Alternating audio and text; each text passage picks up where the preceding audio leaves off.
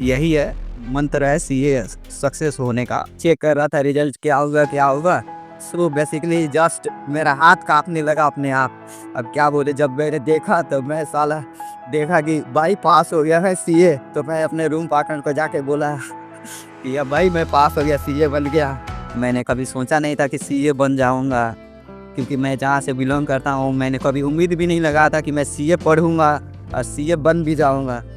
हम एग्ज़ाम देने जाते हैं तो टाइम मैनेज करना काफ़ी कभी कभार डिफ़िकल्ट हो जाता है। तो आपको क्या लगता है टाइम कैसे एग्ज़ाम में मैनेज किया जाता है? अब जैसे मैं क्या करता था टाइम मैनेज करने के लिए, मैंने अपने सीए लाइफ के जर्नी में सबसे ज़्यादा हाईएस्ट मार्क मैंने उस स्कोर किया, उसमें 80 मार्क मैंने स्कोर किया। वाह! Sir, welcome to Tabish Khan podcast. आप काफ़ी टैलेंटेड स्टूडेंट हैं। आपने रिसेंटली सीए क्लियर किया है। आपको बहुत-बहुत कांग्रेचुलेसन एंड कैसे हैं आप? First of all thank you कि आपने मेरे को यहाँ इनवाइट किया इस पॉडकास्ट में। एंड मैं बहुत अच्छा हूँ अभी। हुँ। मैं चाहूँगा सर आप अपने बारे में थोड़ा बताएँ, आपका थोड़ा इंट्रोडक्शन दें जिससे ऑडियंस और भी ज़्यादा आपको अच्छे से जान सके। तो मेरा नाम हीरालाल शाह है और मैं बेसिकली नेपाल से बिलोंग करता हूँ। एंड वहाँ से जब ने मैंने 12वीं क्लियर किया, देन आफ्टर आई मैं दिल्ली आया फॉर परसुइंग सीए। एंड मैंने अभी रिसेंटली नवंबर में मैंने अपना सीए क्वालिफाइड किया। और मैंने अपना आर्टिकलशिप आई हैव कंप्लीट, मैंने आर्टिकलशिप अपना बंसल कंपनी से जो ख़त्म कर रखा है। और उसके बाद ख़त्म होने के बाद मैंने आर्टिकलशिप उस टाइम मैंने वहाँ पे एज अ पेड असिस्टेंट काम किया। और उसके बाद कुछ टाइम बाद वहाँ से काम करने के बाद फिर मैंने वहाँ से छोड़ के अपने पढ़ाई के लिए तैयारी की। And then after in November when I cleared my, जब मैंने अपना एग्ज़ाम ख़त्म कर दिया तो उसके बाद मैंने संदीप मिधान कंपनी ज्वाइन किया इन दिसंबर। एंड वहाँ पर भी मैंने कुछ टाइम काम किया जनवरी तक। उसके बाद मैंने वहाँ से काम करके वहाँ से छोड़ दिया। अभी अभी मैं रिसेंटली क्वालिफाइड किया हूँ। सो एंड मेरा स्कूलिंग वगैरह और प्लस टू मैंने नेपाल से ही कर रखा है। हुँ, गॉट इट, इंटरेस्टिंग। सर मैं चाहूँगा कि आप अपनी जर्नी बताएँ कि आपकी प्रिपरेशन कैसी रही? आपने कैसे सीए क्लियर किया? आपके क्या शेड्यूल होते थे पढ़ने के, सोने के, उठने के? तो बेसिकली देखा जाए तो जब मैंने 12वीं किया तो नेपाल से मैं यहाँ दिल्ली आया सीए करने का। तो उस टाइम तो मेरे को कोई यहाँ गाइड करने वाला नहीं था कि क्या होता है सीए, कैसे करा जाता है। दोस्त ने बोला था उसके, मतलब मेरा दोस्त आ रहा है तो चलो मैं भी आ गया यहाँ सीए करने के लिए। हुँ, तो उसके बाद मैंने जब फर्स्ट टाइम दिल्ली मैंने विज़िट किया तो मैं उस टाइम पीजी में रहता था। तो पीजी का लाइफ़ जानते ही हो वहाँ कितना वो रहता है, खाने-पीने का दिक्कत रहता है। लेकिन फिर भी वहाँ पर कुछ महीने 6 महीने 9 महीने रहा। उसके बाद मैंने सीपीटी फाउंडेशन हम लोगों ने दिया, सीपीटी बोलते थे हमारे टाइम में। तो सीपीटी क्लियर होने के बाद मेरे को उतना पढ़ने का नहीं होता, पढ़ने में उतना मन नहीं लगा था क्योंकि गाँव में मैंने उतना पढ़ा नहीं था, घूमता था। इसलिए मेरा वो जो दोस्त था ना, तो दोस्त ने मेरे को बहुत वो क्या बोलते हैं मोटिवेट बहुत किया उसने। उसका सीटिंग कैपेसिटी बहुत था, मेरे से बहुत सीटिंग कैपेसिटी उसका अच्छा था। तो उसी ने मेरे को बहुत मोटिवेट किया। और उसके बाद मेरे को उसने मतलब एक तरह नहीं होता फ्लो पाथ दिखाया कि हाँ ऐसे पढ़ा जाता है टाइमिंग।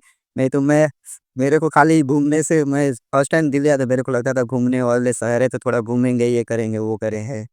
लेकिन वहाँ पर एक था कि हाँ, एक और क्या हुआ, वहाँ पर एक गाँव के भैया मिल गए। तो उन्होंने भी मेरे को बहुत गाइड किया इसमें कि आप घूमने जाते हो इससे अच्छा अपना 1 घंटा टाइम पढ़ाई में लगा दो, उससे बेनिफिट। तो मैंने भी रियलाइज़ किया बात तो आगे वाले से भैया सही बोल ही रहे हैं।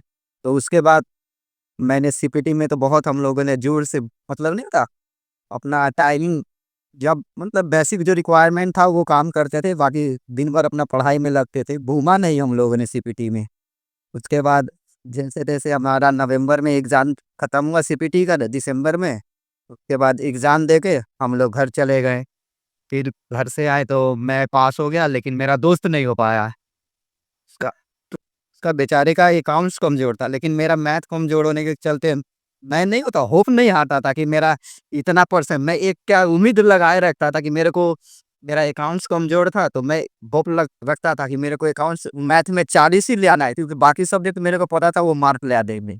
लेकिन मैथ में मेरे को भी डर लगता था, तो इसलिए मेरे को दोस्त ने बहुत मदद किया। तो मैं जैसे-तैसे मतलब सीपीटी अच्छे मार्क्स से पास कर गया डिस्टिंक्शन ले आके। उसके बाद मैंने इंटर, जब इंटर में आया तो इंटर से क्लास लिया। अब टॉप क्लास यहाँ नाम जानते थे प्रवीण शर्मा ये सर, तो उनका फीस बहुत महँगा था, लेकिन नहीं होता, मैंने पैसे का वो नहीं देखा कि आदमी पास हो जाएगा तो पैसे तो मायने नहीं रखता, 6 महीने में आदमी कमा लेगा। एग्ज़ैक्टली। तो फिर मैंने इंटर का हाँ, तो उसके बाद मैंने इंटर का क्लास लिया उनसे। हुँ, तो इंटर का क्लास लिया तो प्रवीण शर्मा मेरे को फर्स्ट टाइम जब मैं इंटर का फर्स्ट ग्रुप दे रहा था एग्ज़ाम, तो मेरे को बहुत डर लगता था भाई, कैसे होगा कैसे? क्योंकि इतना कभी कोर्स मैंने पढ़ा नहीं था सीए में। हुँ, सीए में आके देखा भाई इतना कोर्स ये करना पड़ता है, वो करना टाइमिंग के बाद। अब मैं तो पहले से इतना दुबला-पतला था, तो मेरे को डर लगा। दिन भर में 4 क्लास पढ़ना पड़ता था। हुँ, अब चल मेरे को लॉ का क्लास सुबह शेड्यूल क्या था हमारे क्लास का, सुबह 7 बजे उठो, तो रात तक 8 बजे तक चलता था। बीच में कभी गैप मिले, खाने का पता ही नहीं चलता था, खाना क्या है, नहीं खाना। तो मैंने लॉ का क्लास उस टाइम उस दौरान मैंने मेरे को फैकल्टी का वो क्लास ही समझ नहीं आता था, क्या पढ़ाना चाह क्लास में, क्योंकि बच्चे बहुत हल्ला करते थे। तो वहाँ पर मेरे को पता नहीं लगता था क्या वो आगे वाला डिलीवर करना चाह रहा है। कुछ दिन बाद फैकल्टी बोल रहा है भाई कंपनी लोग खत्म हो गई। मैं शॉक हो गया, भाई कंपनी, मेरे को कुछ समझ ही नहीं आया, आगे वाला बोल रहा है खत्म हो गया। तो अगला इंस्टॉलमेंट का वो पैसा माँग रहा था। तो मैं बोला भाई मेरे को तो कुछ समझ नहीं आया, मैं पैसा-वैसा नहीं दूँगा, बगले क्लास छोड़ दिया। तो फिर मैंने ग्रुप में लिया क्लास, 4 स्टूडेंट मिलके फिर ग्रुप में क्लास लिए। अब उनमें भी क्या था, वो चारों में पढ़ने वाले नहीं थे, वो तीनों क्या करते थे यार, हाँ, अब मैं जाता था उनके रूम में, मेरे पास उस टाइम लैपटॉप नहीं था, तो उनके रूम में जाता था, क्लास उन्हीं के पास था। तो वो जाता था तो वो बोलते थे भाई तू क्लास कर ले, मैं रात में देख लेंगे। कभी जाता था वो क्लास करते ही नहीं थे। मैंने देखा सबसे आगे मैंने क्लास खत्म किया, लेकिन ये था स्ट्रगल मैंने बहुत किया क्लास करते टाइम में। खाना का तो कुछ टाइमिंग पता नहीं था कब खाना-पीना, ले तो इसके कारण भी मैंने लॉ का क्लास छोड़ दिया था। तो मेरा तो जब फर्स्ट ग्रुप मेरा एग्ज़ाम देने वाला था, तो फर्स्ट ग्रुप के एग्ज़ाम के दौरान क्या हुआ, अब मेरे को डर लगने लगा जब एग्ज़ाम आया तो, क्योंकि मेरा टैक्स उस दौरान तैयारी नहीं था अच्छे से। अब मेरे को कोई ये भी नहीं था कि गाइड करे कि टैक्स का आप 5 एड होता है, तो 5 एड अच्छे से कर लो तो टैक्स आप अच्छे से पास कर जाओगे। मेरे को कोई गाइड करने वाला नहीं था। तो मैंने क्या किया उस दौरान छोटे-मोटे चैप्टर पढ़ लिया था, जो अब मेरे को पता ही नहीं था ये छोटे वाले चैप्टर आते नहीं हैं।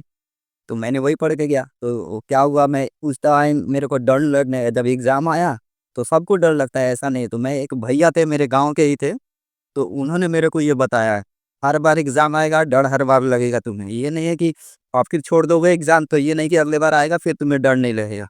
तो मैंने बोला बात तो सही बोले। वो बोले कि मैं सजेशन ये नहीं दूँगा कि तुम एग्ज़ाम छोड़ दो। तुम जाओ वहाँ बैठो, हुँ, तुम्हारा जितना भी तैयारी हो तुम उतना अपना नहीं होता 100% एफर्ट लगाओ। तो फिर मैं आया, अपना तैयारी किया। तो फर्स्ट टाइम जब मैंने अकाउंट्स का एग्ज़ाम दिया, मेरे को ऐसा कुछ लगा ही नहीं भाई कि मैं सीए का एग्ज़ाम दे रहा हूँ। मेरे को लगा भाई 11वीं 12वीं का एग्ज़ाम जैसा अकाउंट्स मेरे को लगा। हाँ, लेकिन अगला पेपर जब लॉ देने गया, तो लॉ का मेरे को थोड़ा टफ लगा भाई, ये क्या है? लेकिन नहीं होता, मैं हिम्मत नहीं आ रहा, मैं जैसे-तैसे मैं सोचा कि हाँ, धीरे-धीरे देता रहूँ, मतलब जो-जो मेरे को पहले क्वेश्चन आता गया, तो उसको पढ़ते ही अच्छे से लिखता गया। तो ऐसे लास्ट में जब मैंने देखा तो मेरा ऑलमोस्ट मैंने कवर कर लिया था, ऐसा नहीं था कि मेरा लॉ भी छूट रहा था, मैंने cover almost portion part cover कर लिया था। तो ये है कि आदमी को उम्मीद नहीं हारना चाहिए। एंड जब मेरा रिजल्ट आया उसका फर्स्ट ग्रुप का, तो मैं शॉक हो गया भाई, मेरा अकाउंट्स एग्ज़ाम्ड हो गया। पास तो भले नहीं हुआ, लेकिन सीए में क्या होता है, अगर 60 या उससे ज़्यादा मार्क आ जाते हैं तो उस पेपर का आपको एग्ज़ाम नहीं देना पड़ता है। तो मेरा उस फर्स्ट अटेम्प्ट में ही 65 आ गया अकाउंट्स में। तो मेरा मैं ये बोला कि देखो आज भैया के चलते आज मैं पेपर एग्ज़ाम छोड़ देता तो मेरा एक पेपर तो ऐसे एग्ज़ाम्शन नहीं मिलता, लेकिन एग्ज़ाम्ड हो गया, 65 आ गया। हाँ, तो दूसरी बार फिर मैंने अपना दूसरी बार सेकंड ग्रुप का फर्स्ट ग्रुप का ही एग्ज़ाम दिया दूसरी बार, क्योंकि अकाउंट्स तो मेरा एग्ज़ाम था। तो मेरा थ्योरी थ्योरी थोड़ा वीक था। लॉ में मेरे को थोड़ा, तो मैं इकोनॉमिक्स लॉ था उस टाइम हमारे टाइम, तो मैं इकोनॉमिक्स लॉ अच्छे से पढ़ के जाता था, याद करके क्योंकि मेरे को पता था मेरे को अकाउंट्स लॉ में सिर्फ़ 40 ले आना है। उम्मीद में हारता नहीं था कि नहीं, नहीं मेरे को ये लग रहा है टफ तो छोड़ दूँ, ऐसा नहीं। मैं सोचता था कि उसको जैसे भी पढ़ूँ, लेकिन मेरे को जैसे भी लॉ में 40 लेना है, क्योंकि मेरे को बाकी सब्जेक्ट में मेरे को पता था कि मेरा बाकी सब्जेक्ट है वो मेरा मार्क अच्छे ले आने। तो उस उम्मीद के साथ मैं सेकंड अटेम्प्ट में मैं दिया एग्ज़ाम, लेकिन उस टाइम मैं फर्स्ट ग्रुप क्लियर हो गया। फिर वैसे ही मैंने, अब आर्टिकलशिप हमारे टाइम में क्या होता था, फर्स्ट ग्रुप आप पास हो गए तो आर्टिकलशिप जॉइन करो। लेकिन मैं जब पीजी में रहता था तो मैं भैया-वैया को देखा था उस टाइम। भैया सब वो से इंटर में थे तो उस टाइम सबको देखता था भाई, उनका किसी का 6 अटेम्प्ट लगा है, 7 अटेम्प्ट लगा है, किसी का कितना अटेम्प्ट लगा है। सेकंड ग्रुप क्लियर ही नहीं हो रहा था उस टाइम, आईटीएसएम के चलते वो बोलते थे भाई थ्योरी ये साला मार्क देता नहीं है उसमें, तो उनका पास नहीं होते थे। तो मेरे को डर लगा था भाई, मैं अभी अगर ट्रेनिंग जॉइन कर लूँगा तो उस दौरान तो फिर मेरे को पढ़ाई टाइमिंग नहीं मिल पाएगा, तो फिर क्लियर होने में बढ़िया जैसा मेरा भी हाल हो जाए क्या पता। मैं डरता था उस दौरान। तो मैंने आर्टिकलशिप तो जॉइन नहीं किया, जब मेरा आर्टिकलशिप फर्स्ट ग्रुप क्लियर हुआ। मैं बोला मैं जब क्लियर एक ही बार दोनों ग्रुप हो जाता, फिर फर्स्ट सेकंड ग्रुप मैंने दिया जब, तो मेरे अकाउंट्स, मतलब मैंने प्रिपेयर एडवांस अकाउंट अच्छे से प्रिपेयर किया था। लेकिन दौरान पता नहीं मेरे को लगा कुछ मैंने गलती कर दिया था, मेरी प्रैक्टिस नहीं हुआ था जब मैं एग्ज़ाम देने गया। हुँ। सेकंड ग्रुप फर्स्ट टाइम, तो मेरे को लगा भाई ये थोड़ा टफ लगा मेरे को। वो नहीं होता उम्मीद हारा जैसे नहीं होता कि इसमें तो एग्जामिनेशन नहीं आया, क्योंकि उस टाइम 2 पेपर, अब अकाउंट्स एडवांस अकाउंट अच्छा नहीं गया तो सेकंड ग्रुप में माना जाता है। अकाउंट एडवांस अकाउंट अगर आपका अच्छा नहीं गया तो ये सेकंड ग्रुप में पास होना उम्मीद कम रहता था, क्योंकि बाकी सब्जेक्ट में मार्क नहीं आते थे। तो मैं बोला भाई अब क्या होगा? लेकिन ये था उम्मीद, मैं हारा नहीं, मैं बोला कोई नहीं मैं दूँगा एग्ज़ाम दिया अगले। तो उस दौरान बाकी सब्जेक्ट का भी एग्ज़ाम दिया, लेकिन कुछ कारणवश मेरा वो सेकंड ग्रुप उस टाइम क्लियर नहीं हुआ। मैं बोला कोई नहीं, फिर नेक्स्ट टाइम मैंने अच्छे से तैयारी किया। तो उसमें भी क्या हुआ, अगले बार दिया एडवांस अकाउंट तो उसमें भी एग्ज़ाम्ड हो गया। एडवांस अकाउंट मतलब एग्ज़ाम्ड इन द सेंस मैं स्कोर 60 से ज़्यादा कर लिया, 75 आया उस टाइम मेरा एडवांस अकाउंट में सेकंड अटेम्प्ट दिया तो। अब बाकी आईटीएसएम में मैं लक बाय चांस 40 आके पास हो गया, और ऑडिट में मेरा अच्छा मार्क आ गया, 58 आया। ऑडिट में मेरे को डर बहुत लगता था, अच्छा। लेकिन 58 आया। आईटीएसएम में मेरे को उतना डर नहीं लगता था, क्योंकि मैं आईटीएसएम प्रिपेयर था, लेकिन मार्क होता है ना फैकल्टी में भी मैंने कुछ गलत किया होगा, तो उसके कारण मेरे को जैसे आईटीएसएम में लगता था कि ज़्यादा आएगा, लेकिन उल्टा ही हुआ। और तो ऐसे कोई प्रिडिक्ट नहीं कर सकता कि आप इस सब्जेक्ट अच्छा गया है तो इसमें ज़्यादा आएगा, इस वाले सब्जेक्ट खराब गया है तो इसमें कम आएगा। मेरे जस्ट उल्टा ही हुआ। ऑडिट में मेरे को सोचा था कि ऑडिट में कहीं 40 आएगा, मतलब 40 या पासिंग मार्क 45 आएगा, और आईटीएसएम में ज़्यादा आएगा, उल्टा ही आया।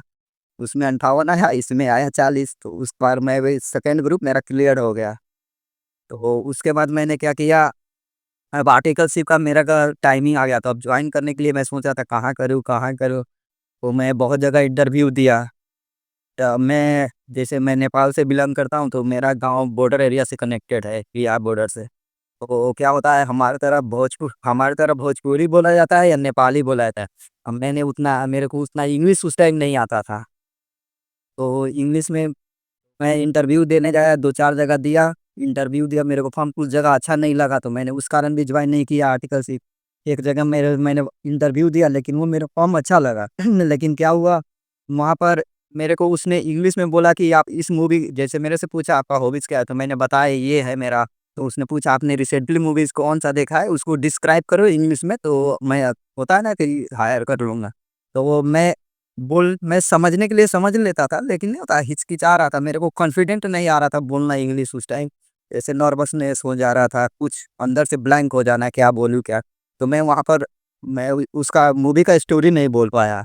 तो उन्होंने बोला कि सॉरी आई कांट, होता है ना, मैं आपको हायर नहीं कर सकता। तो मैं उस टाइम मेरे को लगा साला आज मैं इंग्लिश के चलते मैं वहाँ उस ऑफ़िस में नहीं जॉइन कर गया। तो एक भैया थे, तो उनसे बात-वूत हो रही थी, तो बढ़िया से मैंने बात किया तो वो बोल रहे उनके ऑफ़िस में वैकेंसी, मतलब वैकेंसी तो नहीं था, लेकिन मैं भैया को देखता था, तो भैया अच्छे घूमते-वूमते वीडियो-वीडियो डालते थे, तो मैं बोला मेरे को लगा वो फ़ॉर्म अच्छा होगा।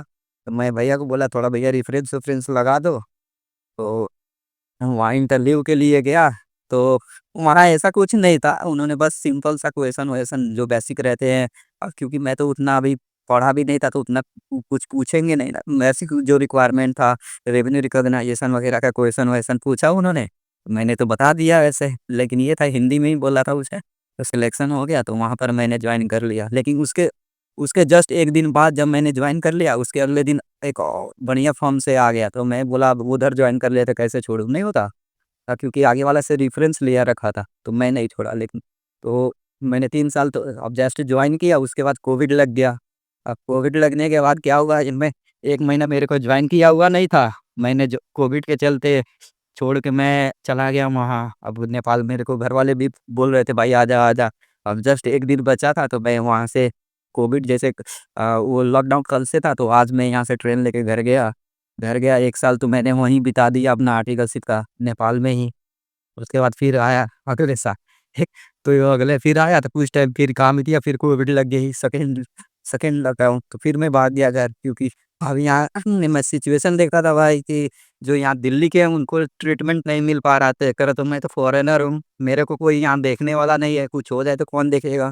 तो इस कारण भी मैं भाग जाता था, बोलता चलो भाई अपना घर रहेंगे तो फैमिली वाले तो है सपोर्ट करने के लिए, वहाँ देखने के देख-देख करने के लिए, तो वहाँ चला जाता था। तो उसके बाद आर्टिकलशिप मेरा खत्म हुआ। तो मेरा 2023 फरवरी में मेरा आर्टिकलशिप खत्म हुई।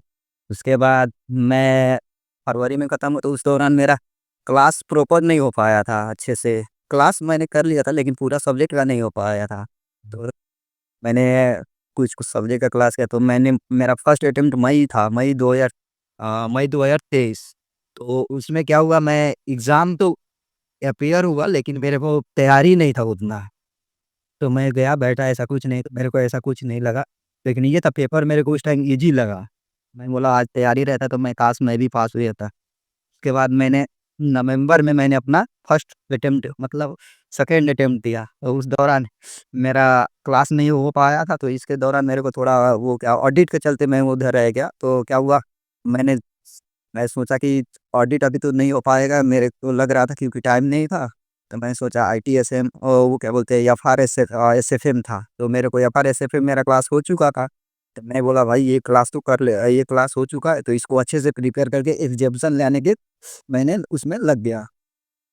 क्या हुआ अब एग्ज़ाम तो मेरे को एफआरएसएफएम अच्छे से तैयारी हो गई थी। तो एग्ज़ाम में गया एफआर मैंने अच्छे से दिया एफआर तो चलो ठीक गया। अब एसएफएम का दिन आया, अब गया सीए में क्या होता है 1 दिन गैप रहता है एग्ज़ाम का। अगले दिन आज एफआर है तो कल गैप है, परसों रहेगा एसएफएम। अब 1 दिन में एसएफएम इतना बड़ा बड़ा है कॉन्सेप्ट उसका कॉन्सेप्ट इन द सेंस आप कह सकते हो उसमें क्या है हर क्वेश्चन अलग होता है। चैप्टर तो उसमें कम है, लेकिन एक क्वेश्चन दूसरे क्वेश्चन से कनेक्ट नहीं करता, एफआर में कनेक्ट कर लेता है एक क्वेश्चन दूसरे पे और एसएफएम में नहीं है, हर क्वेश्चन अलग रहता है सब। चैप्टर ज़्यादा नहीं है लेकिन क्वेश्चन बहुत है उसका। रिवीजन नहीं हो पाया है। मेरे को होता है ना थोड़ा वो लगे भाई कैसे मैं पढ़ रहा हूँ, मेरे से आज खत्म नहीं हुआ, कल एग्ज़ाम में मैंने पूरा कोर्स ही कवर नहीं किया तो मैं कैसे एग्ज़ाम में प्रेज़ेंट करूँगा, कैसे लिखूँगा? मैं फिर बोला होता है ना मैं ना अपने आप वो तो मतलब ना संतुलित किया कोई नहीं जितना होगा उतना मेरे को लिख के आना है। तो मैं न्यूट्रल होके जितना होगा मैंने उतना पढ़ा अपने आराम से मतलब ये नहीं मैं थोड़ा नर्वस हो गया था लेकिन बाद में मैंने calm डाउन किया कि नहीं calm डाउन किया मैंने बोला कि इतना मेरे को ऐसे कवर जितना होगा उतना करना है। ये नहीं कि टेंशन में ये नहीं वो नहीं खाली पढ़ लाने से नहीं। मैंने जितना हुआ उतना मैंने खाली क्वेश्चन देखते गया। अब हाँ, मैंने पहले से तो रिवीजन किया ही था तो मैं खाली क्वेश्चन देख कर चला गया। गया वहाँ पर मेरे को पहले जो-जो चैप्टर मतलब होता है ना क्वेश्चन मेरे को अच्छे से आते थे वो तो मैंने बना लिया। और जो-जो क्वेश्चन मैंने मैंने किया भी था प्रैक्टिस लेकिन उसमें क्या होता था कि क्वेश्चन में मैंने देखा कि मेरे को आधा-अधूरा आ रहा था। लेकिन ये था मैंने प्रैक्टिस करने के कारण ना फर्स्ट नंबर का क्वेश्चन 14 मार्क का था। तो वो क्वेश्चन मैंने आराम से बनाया भाई, उसने मेरे को अच्छा से बन गया वो क्वेश्चन। बहुत ईज़िली मेरे को क्वेश्चन वो बन गया, ऐसा नहीं। लेकिन ये था कि उसमें मार्क पूरा नहीं आया लेकिन मैंने ऑलमोस्ट उसका कुछ पोर्शन होता है ना 80% मैंने मतलब कॉन्सेप्ट के बेसिस पे बना दिया। तो ये था मैं अब रिज़ल्ट आया तो मेरा एफआर तो एग्ज़ाम्ड हो गया लेकिन एसएसएम में मेरा पास हो गया लेकिन उसमें मार्क जितना मैंने सोचा था एग्जामिनेशन लेने का तो नहीं आया। तो अगले बार मैंने मई में दिया फिर मई 2024 में दिया। मेरा ऑडिट तो ऐसे उस टाइम क्या था चुनाव था, तो हर कोई प्रिडिक्शन करता था कि क्या पता एग्ज़ाम का डेट बढ़ेगा, एग्ज़ाम का डेट बढ़े लेकिन सीए आईसीएआई ने डेट नहीं बढ़ाया। लेकिन ये था ऑडिट में गैप 2 दिन या 3 दिन गैप मिल गया। तो उसके चलते क्या हुआ मेरे को ऑडिट में टाइमिंग बहुत अच्छा से मिल गया कि मैं रिकॉल कर पाऊँ। तो मैंने क्योंकि मेरा 2 ही पेपर देना था या एसएफएम और वो एसएफएम एसएफएम के लिए तो मेरे को पहले से ही मिल जाता 4 दिन, और ऑडिट में भी मेरे को मिल गया था मेरा प्रॉपर। तो ये था कि मैंने एसएफएम का क्वेश्चन दिया, मेरे को एसएफएम का पेपर मेरे को बहुत अच्छा गया। मैंने उसमें सबसे हाईएस्ट, मैंने अपने सीए लाइफ के जर्नी में सबसे ज़्यादा हाईएस्ट मार्क मैंने उस स्कोर किया, उसमें 80 मार्क मैंने स्कोर किया। वाओ! और मेरे को, हाँ, उसके बाद मैंने लॉ, उसके बाद मैंने उसका पेपर दिया लॉ का। लेकिन लॉ नहीं, नहीं, लॉ नहीं, क्या बोलते हैं, ऑडिट का मैंने दिया। लॉ हमारे टाइम में हट गया था, तो ऑडिट का मैंने दिया। तो ऑडिट का दिया तो मेरे को उम्मीद नहीं था कि पास होऊँगा नहीं, लेकिन ये था, मैं उम्मीद लगा के रखा था। नहीं होता कि हुँ। ये होप नहीं आता था कि मैं, क्या होता है, सोचता था भाई भगवान जी 40 दे देंगे, उसमें भी मैं पास हो जाऊँगा, क्योंकि मेरे को पता था एग्रीगेट मेरा फँसने वाला नहीं है, सब्जेक्टिव भी मेरा लगेगा, तो ऑडिट में मेरे को डर लगता था। लेकिन जब रिज़ल्ट आया तो मैंने देखा भाई सब, मेरा ऑडिट में जस्ट पासिंग मार्क आया, 40 आया, और मैं फर्स्ट ग्रुप क्लियर कर पाया। तो उसके बाद मैंने तुरंत सेकंड ग्रुप का 7 दिन मैंने गैप लिया, थोड़ा मैं रिलैक्स किया, क्योंकि मैं जस्ट अभी एग्ज़ाम ओवर हुआ था, अब कुछ काम-वाम भी कर रहा था उस दौरान, तो मैं बोला कुछ दिन थोड़ा रेस्ट लेके फिर मैं सेकंड ग्रुप में लग पड़ूँगा। तो सेकंड ग्रुप में मैंने क्लास लिया, क्लास किया मैंने सेकंड ग्रुप का। तो क्या हुआ, मैं जहाँ पहले मेरा दोस्त-वोस्त रहते थे ना, तो वो मेरा दोस्त बहुत अच्छे थे। लेकिन क्या होता था स्टूडेंट लाइफ़ में ये भी हो जाता है कि एक रूम में ज़्यादा गैदरिंग हो जाता है ना, तो उससे भी डिस्टर्ब। अब मेरा क्या था टाइमिंग पढ़ने का, मैं मोस्ट ऑफ द टाइम क्या करता था, रात में मैं पढ़ता था, क्योंकि मैं अगर 10 बजे रात में नहीं सोता था ना, तो 8 बजे सुबह उठता था। तो मैं बोलता था भाई इतना ज़्यादा होता है ना, स्लीपिंग आवर्स ज़्यादा हो जा रहे हैं, तो उसके कारण मैं क्या करता था, मैं 2 बजे भी सोतूँ तो 8 बजे ही उठता था। तो इसलिए मैं बोलता था भाई मैं 8 बजे सुतूँ, मतलब 2 बजे सुतूँगा, 8 बजे उठ जाता था आराम से, अपना टाइमिंग जो था उसी के अकॉर्डिंग चलता था। फिर क्या हुआ, वहाँ से मेरे को इस कारण छोड़ना पड़ा, अब वो सब मेरे दोस्त बाकी सब थे, तो उनका क्या था टाइमिंग सोने का अलग था, वो सब 10 बजे सोते थे। अब मेरे को थोड़ा दिक्कत होता, अब मेरे को क्या है ना, एक ये तो मेरे में ही वीकनेस मैं बोलता हूँ, क्योंकि अब ये तो थोड़ा, अब क्या बोलते हैं, इस दोस्त के साथ रहोगे तो थोड़ा एडजस्ट करना पड़ता है। लेकिन मेरे को क्या होता था ना, जैसे मेरे को थोड़ा-सा भी हल्ला होता है ना रूम में, तो मेरा नींद टूट जाती है, दिक्कत ये है। हुँ। तो मैं क्या कर अब उसके बाद मैं उनको बोला कि भाई अब नहीं होगा तो मैं रूम थोड़ा चेंज करूँगा, क्योंकि मेरे को सेकंड ग्रुप पर फ़ोकस रखना था, कि मेरे को पता था कि अगर मैं अच्छे से पढ़ूँगा तो मेरा सेकंड ग्रुप क्लियर हो जाएगा। तो मैंने फिर वहाँ से रूम शिफ्ट किया, फिर मैंने अपना 2 से फ्लैट लिया, और वहाँ पर मैं सिंगल रह रहा हूँ, और वहीं पे रहता, और रह के मैंने सेकंड ग्रुप का जोड़-तोड़ से मैंने 3-4 महीने कंटिन्यूअस जब से रिजल्ट आया, उसके बाद लग पड़ा सेकंड ग्रुप में। सेकंड ग्रुप का मैंने क्लास, मैंने तो क्या बोलते हैं, डीटी तो ले ही ले रखा था, क्योंकि उसमें 3 सब्जेक्ट थे, लेकिन एक आईडीएस था। तो आईडीएस में कुछ ऐसा पढ़ना-वढ़ना, मतलब पढ़ना इन द सेंस साढ़े 6-8 चैप्टर सब्जेक्ट हैं, उसी को इंक्लूडेड करके एक वो बना दिया है, एक चैप्टर हम एक एक सब्जेक्ट बना दिया है एग्ज़ाम के लिए। अब उसमें मैं कि पढ़ूँ तो पढ़ूँ क्या भाई, मैं पहले ही से पढ़ा था, तो मेरे को लगा कि उससे हो जाएगा, और डीटी आईडीटी तो अभी पढ़ ही रहा हूँ। तो मेरे को 2 ही करना था, तो डीटी था मेरा पहले ही, मतलब डीटी में आधा-अधूरा आधा कर लिया था एग्ज़ाम से। एग्ज़ाम देने के बाद मैं लग गया था ना, तो आधा डीटी हो गया था। अब जब रिज़ल्ट आया तो आईडीटी का मैंने क्लास लिया। तो सुरेंद्र मित्तल सर का क्लास लिया मैंने, लेकिन उनका क्लास मेरे को बहुत अच्छा लगा, सुरेंद्र मित्तल सर का। लेकिन क्या था, मैंने नोट्स उस टाइम उनका हैंड रिटेन नोट था, तो उनका कॉन्सेप्ट थोड़ा लैकिंग लग रहा था। अब क्या होता था, वो होता है ना गैप दे के वो लिख रखे थे, तो मेरे को कुछ सेंटेंस प्रॉपर नहीं मिल पा रहा था मैं। तो लेकिन मैं उनका वीडियो मैंने बहुत देखा, रिवीजन वीडियो का हेल्प करता है ये। लेकिन जो क्लास किया उसके लिए सही है, ऐसा नहीं है कि आप समझ नहीं पाओगे। तो वीडियो, लेकिन अभी उन्होंने बुक वो कर दिया है, चेंज कर दिया है, नया अभी कर दिया है, स्ट्रक्चर बना दिया प्रॉपर, तो अभी तो ठीक है। तो फिर मैंने क्लास-व्लास किया, सेकंड तो मैंने एग्ज़ाम दिया, मैं नर्वस हो गया था सेकंड। अब जब एग्ज़ाम आया, क्योंकि मैं काफ़ी टाइम से 4 महीना 3 महीना से कंटीन्यूअस पढ़ रहा था, उस टाइम मैं थोड़ा नर्वस होता है ना, आदमी पढ़ते-पढ़ते होता है ना, बोरिंग जैसा लगता है, कितना पढ़ रहा हूँ मैं, क्या कर कौन-सा कोर्स चूज़ कर लिया मैं, ये कभी-कभार मैं सोचता था।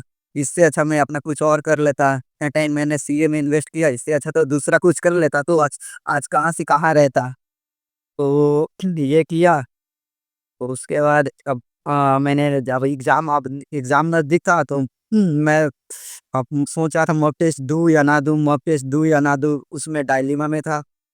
लेकिन मेरे को लगता था मैं तो प्रिपेयर कर लिया हूँ, लेकिन मेरे को कॉन्फिडेंट होता है ना, नहीं आ रहा था कि मैं कैसा। आईडीटी तो मेरे को कॉन्फिडेंट था कि आईडीटी में मेरे को कॉन्सेप्ट सारा क्लियर है, आईडीटी हो जाएगा।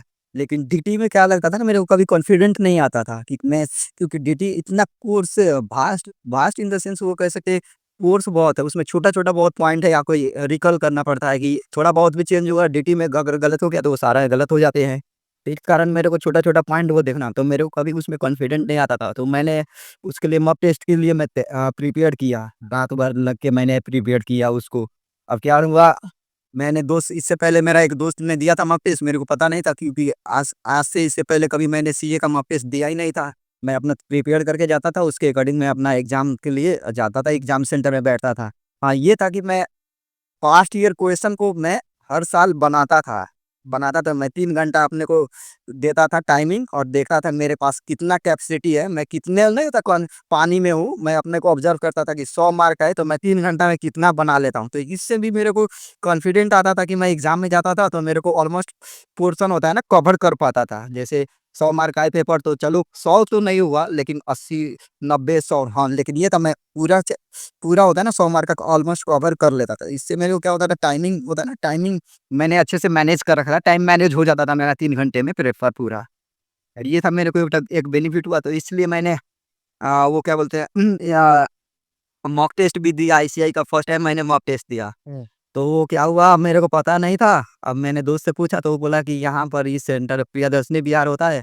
अब मैं चला गया 2 बजे, क्योंकि उस टाइम चुनाव के चलते वो कुछ अपना वो आईसीआई का कुछ चल रहा था चुनाव ना, तो उसके चलते टाइमिंग चेंज फ्लक्चुएट कर रहे थे। कभी 2 बजे से दिखा मेरे को मेल आ रहा था, कभी 5 बजे से। अब मैं बोला भाई मैंने इतना तैयारी किया था, तो मैं 2 बजे चला गया वहाँ प्रियदर्शनी बिहार।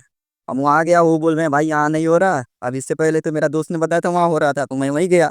अब मैं बोला भाई अब लग रहा है मेरा छूट जाएगा मॉक टेस्ट, तो फिर मैं गया आईसीआई भवन, विश्वास नगर। तो वहाँ गया विश्वास नगर, तो वो बोल रहे हैं सर 5 बजे से है। अब फिर मैं आया रूम पे, मैं उस दिन थोड़ा रात में कम सोया था, क्योंकि सीए स्टूडेंट को ऐसे सोना कम पड़ता है एग्जाम। मैंने एज अ होता है ना कि ऐसे नहीं, mock test as a mock test मैंने प्रिपेयर नहीं किया था, एज अ मैं सीए का एग्जाम दे रहा हूँ फाइनल का सेकंड ग्रुप, वैसे मैं तैयारी किया था। तो मैं गया वहाँ पे, अब आया रूम पे, तो मेरे को थोड़ा नींद आने लगी, तो मैं बोला भाई अब सो लूँ, तो सोया मैं। तो फिर तो कुछ देर बाद सोया, थोड़ा टाइम बाद वो 4-5 साढ़े 4 हो गया। अब मैं सोचा भाई जाऊँ कि नहीं जाऊँ। मेरे को नहीं पता, अंदर से वो नहीं आ रहा था पावर कि मैं जाऊँ या ना जाऊँ, जाऊँ डायलेमा में रहता था, जाऊँ या ना जाऊँ, छोड़ दूँ जैसे लग। लेकिन मेरे को बूस्ट, मैं बोला नहीं, नहीं, मैं इतना प्रिपेयर्ड किया हूँ, इतना मेहनत मैंने किया है। हुँ। रात मैंने कल सोया नहीं हूँ इसी के चलते। तो मैं गया वहाँ सेंटर में, 10-15 मिनट लेट हुई थी, तो उससे कुछ नहीं हुआ। लेकिन हाँ, चलो अंदर गया, अच्छा मैंने एग्ज़ाम दिया। मैंने पेपर देख के भाई मेरे को ऐसा ही ल नहीं लगा कि ये पेपर कुछ एक्स्ट्रा है, सब ईज़ी लगा मेरे को। मैंने हाँ, एमसीक्यू उसका डीटी का थोड़ा एमसीक्यू वो लगा, आईडीटी का मेरे को क्वेश्चन ऐसा हार्ड नहीं लगा, तो मेरे को ठीक लगा। तो मैंने आईडीटी भी डीटी भी दिया। मैं 2 ही पेपर देने वाले थे, लेकिन जब मैंने घर पे बात-वात किया, तो वो बोल रहे थे, "कोई नहीं, जब 2 दे ही रहे हो तो 1 पेपर और दे दो, उसमें क्या है?" मैं बोला, "बात तो सही बोल रहे हैं।" तो मैं तीसरा पेपर के लिए भी गया, लेकिन तीसरा पेपर आईबीएस मैंने कभी पढ़ा, आईबीएस तो सारे सब्जेक्ट का मिक्सचर है, तो मैं गया आईबीएस के लिए भी दिया। लेकिन ये था मैं उतना बुक लेकर नहीं गया, क्योंकि अब यहाँ लक्ष्मी नगर से जाना वहाँ थोड़ा बैग में नहीं तो ऑटो-वोटो लेना पड़ता, तो मैं बोला चलो कोई नहीं, जितना बैग में अटेंगे उतना लेकर चला गया, दिया। लेकिन आईबीएस में ये था कि आईबीएस के क्वेश्चन बहुत अलग आए थे उसमें मॉक टेस्ट में। मैं अंदर सेंटर में भी वो सोच रहा था भाई ऐसे एग्ज़ाम में आएँगे तो साला आदमी पास ही नहीं होगा, ये तो वाला कहाँ-कहाँ से क्वेश्चन पूछ दिया इसने। तो ये था, तो जब मॉक टेस्ट का रिज़ल्ट आई, तो मैंने देखा आईडीटी आईडीटी में मेरा मार्क तो ठीक आया था, डीटी में मेरा मार्क कम आया था, और आईबीएस में मेरा जस्ट मैंने जितना मतलब मेरे को, मैं पूरा बुक लेकर नहीं गया था, तो पूरा लिख तो नहीं पाया, लेकिन ये था कि हाँ, मेरे को लगा कुछ लिखा हुआ तो हो जाएगा। तो इसके दौरान मैंने प्रिपेयर किया। उसके बाद एग्ज़ाम डेट आई, तो एग्ज़ाम में क्या करता था मैं बेसिकली, अब जैसे मेरा ये मैंने हर स्ट्रैटेजी अपने हर सीए के मतलब सीपीटी से लेके फाइनल तक मैंने अपना यही स्ट्रैटेजी अपनाया कि मैं क्या करता था, जब भी जैसे सुबह क्या करता था मैं, अगर 8 बजे उठता था, तो 8 से जो भी मैं जितना मतलब पढूँ सुबह, मेरे को भूख लग गई तो मैं खाना खाता था। मेरा जैसे मेड आ गई तो 10-11 बजे आ गई। मतलब जब भी मैं खाना अपना खाता था, उसके दौरान क्या होता था, अब मैं मेरे को नींद तो आना ही है, मेरे को ये पता था। तो मैं क्या करता था, अब मोबाइल चलाने से अच्छा 1 घंटा, सवा घंटा इधर-उधर गैप लेने से मैं सोचता था भाई मैं 1 घंटा, डेढ़ घंटा का मैं वो अपना ब्रेक लेता हूँ, तो उस दौरान मैं सो लेता था। 1 घंटा खाना खाने के बाद ये एग्ज़ाम से 1 दिन पहले भी मैं सोया हूँ। ऐसा नहीं है कि ये एग्ज़ाम खाली तैयारी करने के दौरान सोया है। एग्ज़ाम कर क्योंकि मेरे को उससे क्या होता था एनर्जी आ जाती थी। अब सुबह तो वो पढ़ लिया तो चलो अलग हो गया, लेकिन अब जब उठता था तो रिफ्रेशमेंट होता है ना, रिफ्रेशमेंट जैसा लगता था कि रिफ्रेश लगता था कि नया-नया अब सब्जेक्ट उठाएँगे, चाहे न वही पुराना वाला ही पढ़ेंगे, लेकिन थोड़ा माइंड न होता है ना कूल लगता था, पढ़ने में भी मज़ा आता था। तो वैसे पढ़ता था, अब सुबह से पढ़ा-पढ़ा सा अब जब मैं कभी बोर लगता था कि नहीं-नहीं यार बहुत पढ़ लिया ये तो मैं थोड़ा बहुत अब कोई वीडियो में मोबाइल में देख लिया, कॉमेडी-वॉमेडी देख लिया, चाहे थोड़ा स्क्रॉल कर लिया, फेसबुक देख लिया, ये देखा। हाँ, लेकिन ये था सोशल मीडिया एग्ज़ाम के दौरान मैं कम यूज़ करता था। एग्ज़ाम के दौरान करता कम यूज़ करा, लेकिन एग्ज़ाम से पहले चलो थोड़ा बहुत आधा घंटा मतलब दिन भर में वरना एवरेज मैं बोल सकता हूँ 2 घंटा 2 घंटा यूज़ कर लेता था एग्ज़ाम से पहले, लेकिन एग्ज़ाम के टाइम में नहीं करता था। आधी घंटा मैक्सिमम 1 घंटा होता होगा। और उसके बाद क्या हुआ, अब वैसे प्रिपेयर्ड करके मैं ऐसे मेरा शेड्यूल था। अब रात में मेरे को मैं जैसे पहले भी बताया कि मेरे को रात में 2 बजे तक पढ़ना है, तो 2 बजे तक पढ़ता था। लेकिन एग्ज़ाम का जब नज़दीक आता था ना, तो अपने आप रात मेरा बढ़ जाती थी और ना रात में पढ़ने का टाइमिंग बढ़ जाता था। कभी सोने जाए 2 बजे गया, 3 बजे गया, कभी 4 बजे। अब उसमें क्या था, कभी-काल नींद नहीं आता था। अब उसमें क्या सोच इधर-उधर का बातें सोच आता था, इधर-उधर का पता नहीं क्या है अब। ये तो हर सी स्टूडेंट को जर्नी में आता है। मैंने ही नहीं ऑब्ज़र्व किया मतलब मेरे में ही नहीं था ये, हर किसी को ये सब नेचर ही है कि सोचाई आना। अब मैं जाता था 2 बजे सोने, नींद आती थी 7 बजे, अब मेरा तो 5 घंटा ऐसे ही वेस्ट हो जाता था। अब मेरा स्ट्रैटेजी तो एक तरह फेल हो जा रहा था ना, क्योंकि मैं कल का स्ट्रैटेजी अपना के रखा था कि ये ऐसे करूँगा, ऐसे करूँगा। लेकिन अब 5 घंटे तो मेरा अगर रात में बीत गया तो मेरे को तो उधर दिन में तो देना पड़ेगा ना सोने के लिए, नहीं सोता तो फिर सर भारी होगा, पढ़ाई होगा नहीं। तो इससे मैंने बाकी ऐसे ही जैसे नॉर्मल मैं जैसे पढ़ता, लेकिन ये एग्ज़ाम टाइम में मैं ज़्यादातर अपने को एंगेज रखा था पढ़ाई में ही, इधर-उधर कम जाता था, थोड़ा बहुत घूमने-वूमने भी। और उसके बाद तो सेकंड ग्रुप का पेपर एग्ज़ाम दिया, तो अब की बार जो नवंबर का पेपर था एसएससीए फाइनल का, सब पेपर ही अलग आए थे। क्योंकि इससे पहले बहुत परसेंटेज रिज़ल्ट दे दिया था आईसीएआई। तो उसके चलते नवंबर में क्या हुआ, क्वेश्चन का जो होता है ना फॉर्मेट ही अलग आए थे हर सब्जेक्ट का ही। ऐसा नहीं कि एक सब्जेक्ट टफ, क्योंकि हर अटेम्प्ट में एक सब्जेक्ट टफ करता है। लेकिन नवंबर में क्या किया उसने फॉर्मेट ही अलग कर दिया सब पेपर का। अब तो मैं डीटी का फर्स्ट टाइम मैंने पेपर दिया, तो ये था कि थ्योरेटिकल था। अब की बार ज़्यादातर थ्योरी पूछा था उसने, प्रैक्टिकल आया ही नहीं था। लेकिन ये था मेरा कॉन्सेप्ट क्लियर होने के कारण मैंने 1 महीना कंटिन्यूअस होगा ना डीटी-आईडीटी मैंने खाली यूट्यूब का मैंने यूटिलाइज़ किया, क्योंकि मेरा रूम पार्टनर भी बहुत कोऑपरेटिव था। मैंने बोला था कि बेचारा वो खुद हाँ, उसको क्योंकि मेरे पास तो ये वो नहीं था ना 5G, मेरे पास मोबाइल नहीं था, उसके पास 5G था। तो उसके पास तो अनलिमिटेड डेटा था, लेकिन मेरे के पास 4G था, तो मेरे में वो लिमिटेड आते थे डेढ़ जीबी, 1 जीबी। तो मैंने उसको एग्ज़ाम से मतलब एग्ज़ाम के प्रिपेयर के लिए बोला, तो वो बेचारा ऐसा नहीं कि नहीं बोला, कि बोला कोई नहीं, तुम्हें ज़रूरत है तो लगवा लो, मैं शेयरिंग कर दूँगा। तो उसने तो ये था, मैंने वाईफ़ाई का बहुत यूटिलाइज़ किया पढ़ाई में। मैंने जब अपना सीए फाइनल सेकंड ग्रुप दे रहा था, उस दौरान मैंने वाईफ़ाई का यूटिलाइज़ किया। 1 महीना मैंने कंटिन्यूअस होगा ना डीटी-आईडीटी का रिवीजन वीडियो बहुत देखा मैंने, यूट्यूब वीडियोज़ में। क्योंकि उससे भी डीटी-आईडीटी क्या है, आपका रिवीजन से ही नहीं होता, कॉन्सेप्ट क्लियर होगा। ऐसे पढ़ते-पढ़ते तो वो आदमी पढ़ेगा, लेकिन उसमें डीटी-आईडीटी में रिवीजन बहुत खोजता है। तो उस दौरान मैंने कंटिन्यूअस 1 महीना खाली रिवीजन वीडियो बहुत देखा है। 8 घंटे का आईडीटी का था, 8 घंटे का डेली देखता था। और डीटी-आईडीटी में अजय अग्रवाल का भी सर का देखता था मैं, क्योंकि मेरे को अजय अग्रवाल सर का भी कभी-कभी जैसे मैंने क्लास तो भवन बुराना सर से लिया था, लेकिन जो मेरे को लगता था कि भवन बुराना सर के कॉन्सेप्ट से मेरे को नहीं होता, मेरा कॉन्सेप्ट क्लियर नहीं हो रहा, तो उस दौरान मैं कोई और फैकल्टी सर्च करता था कि इस चैप्टर को मेरे को कोई और फैकल्टी कैसे पढ़ा रहा है और कैसे मेरा कॉन्सेप्ट क्लियर। तो उस दौरान मैंने अजय अग्रवाल सर का भी वीडियो देखा, यश खंडवाल सर थे तो उनका भी वीडियो देखा। यश खंडवाल सर का एक मैंने क्या देखा, यश खंडवाल सर का जो हाँ, डीटी में क्वेश्चन थे जो बड़े-बड़े कोई नहीं होता, जैसे क्वेश्चन अब मेरे को भवन बुराना सर के बुक में तो नहीं मिले थे वो क्वेश्चन, लेकिन यश खंडेलवाल सर ने जो 8 घंटे का रिवीजन कराया था, तो उसमें मेरे को क्वेश्चन मिला। तो मैं देखा भाई ये तो मेरे बुक में नहीं है, तो लेकिन उसको भी मैंने तैयारी किया कि एग्ज़ाम में क्या पता भाई कोई नहीं जान रहा ना कैसे, लेकिन ये था कि वो CA related, CA IDT DT का क्वेश्चन ही थे, तो मैं वो जैसे मॉक टेस्ट हो गया, कोई और टेस्ट का पेपर था, लेकिन वो थोड़ा कौन होता है ना, दिमाग खाने वाला क्वेश्चन होता था। तो मैं उसको भी ट्राई किया। हाँ, क्योंकि अब सीए में ऐसा नहीं है ना कि मैं इज़ी खाली करके चला जाऊँ, क्या पता भाई वो भी आ जाए। लेकिन ये था मैंने प जो करके गया उसमें ट्रांसफर प्राइसिंग का जो क्वेश्चन आया ना सेम वही मिल गया वहाँ पे। तो मैंने उसको बहुत ईज़िली कर लिया। अगर नहीं किया रहता तो मेरे को पता है मैं कर नहीं पाता, क्योंकि वो कॉन्सेप्ट ही मैंने वहाँ से नहीं पढ़ा था। तो ये बेनिफिशियल हो गया मेरे को। तो जब एग्ज़ाम दे के आया डीटी, आईडीटी, तो मेरे को उम्मीद लग लग नहीं रहा था कि मैं पास होऊँगा। क्योंकि डीटी, आईडीटी मैंने जितना एक्सपेक्ट किया था तैयारी करके, उतना नहीं होता, उतना अच्छा मैं ये नहीं कह सकता, लेकिन प्रैक्टिकल पोर्शन उतना नहीं था, तो मैं नहीं होता प्रिडिक्शन नहीं कर रहा था कि इतना मार्क मैंने आ जाएगा डीटी में, इतना आईडीटी में आ जाएगा। अब मेरे को उम्मीद था आईबीएस में। आईबीएस में मैंने उम्मीद लगाए रखा। अब सोचा था कि पढ़ूँ तो पढ़ूँ क्या, आईबीएस में डीटीआईडीटी तो पढ़ ही रहा, उससे हो जाएगा। बाकी एसएफएम या फार लॉ वगैरह थे, तो मैं बोला अब इतना एक दिन में तो पॉसिबल नहीं है भाई, ऐसा थोड़ी है कि छोटा चैप्टर है एक बार में कर लिया फटाफट हो जाएगा।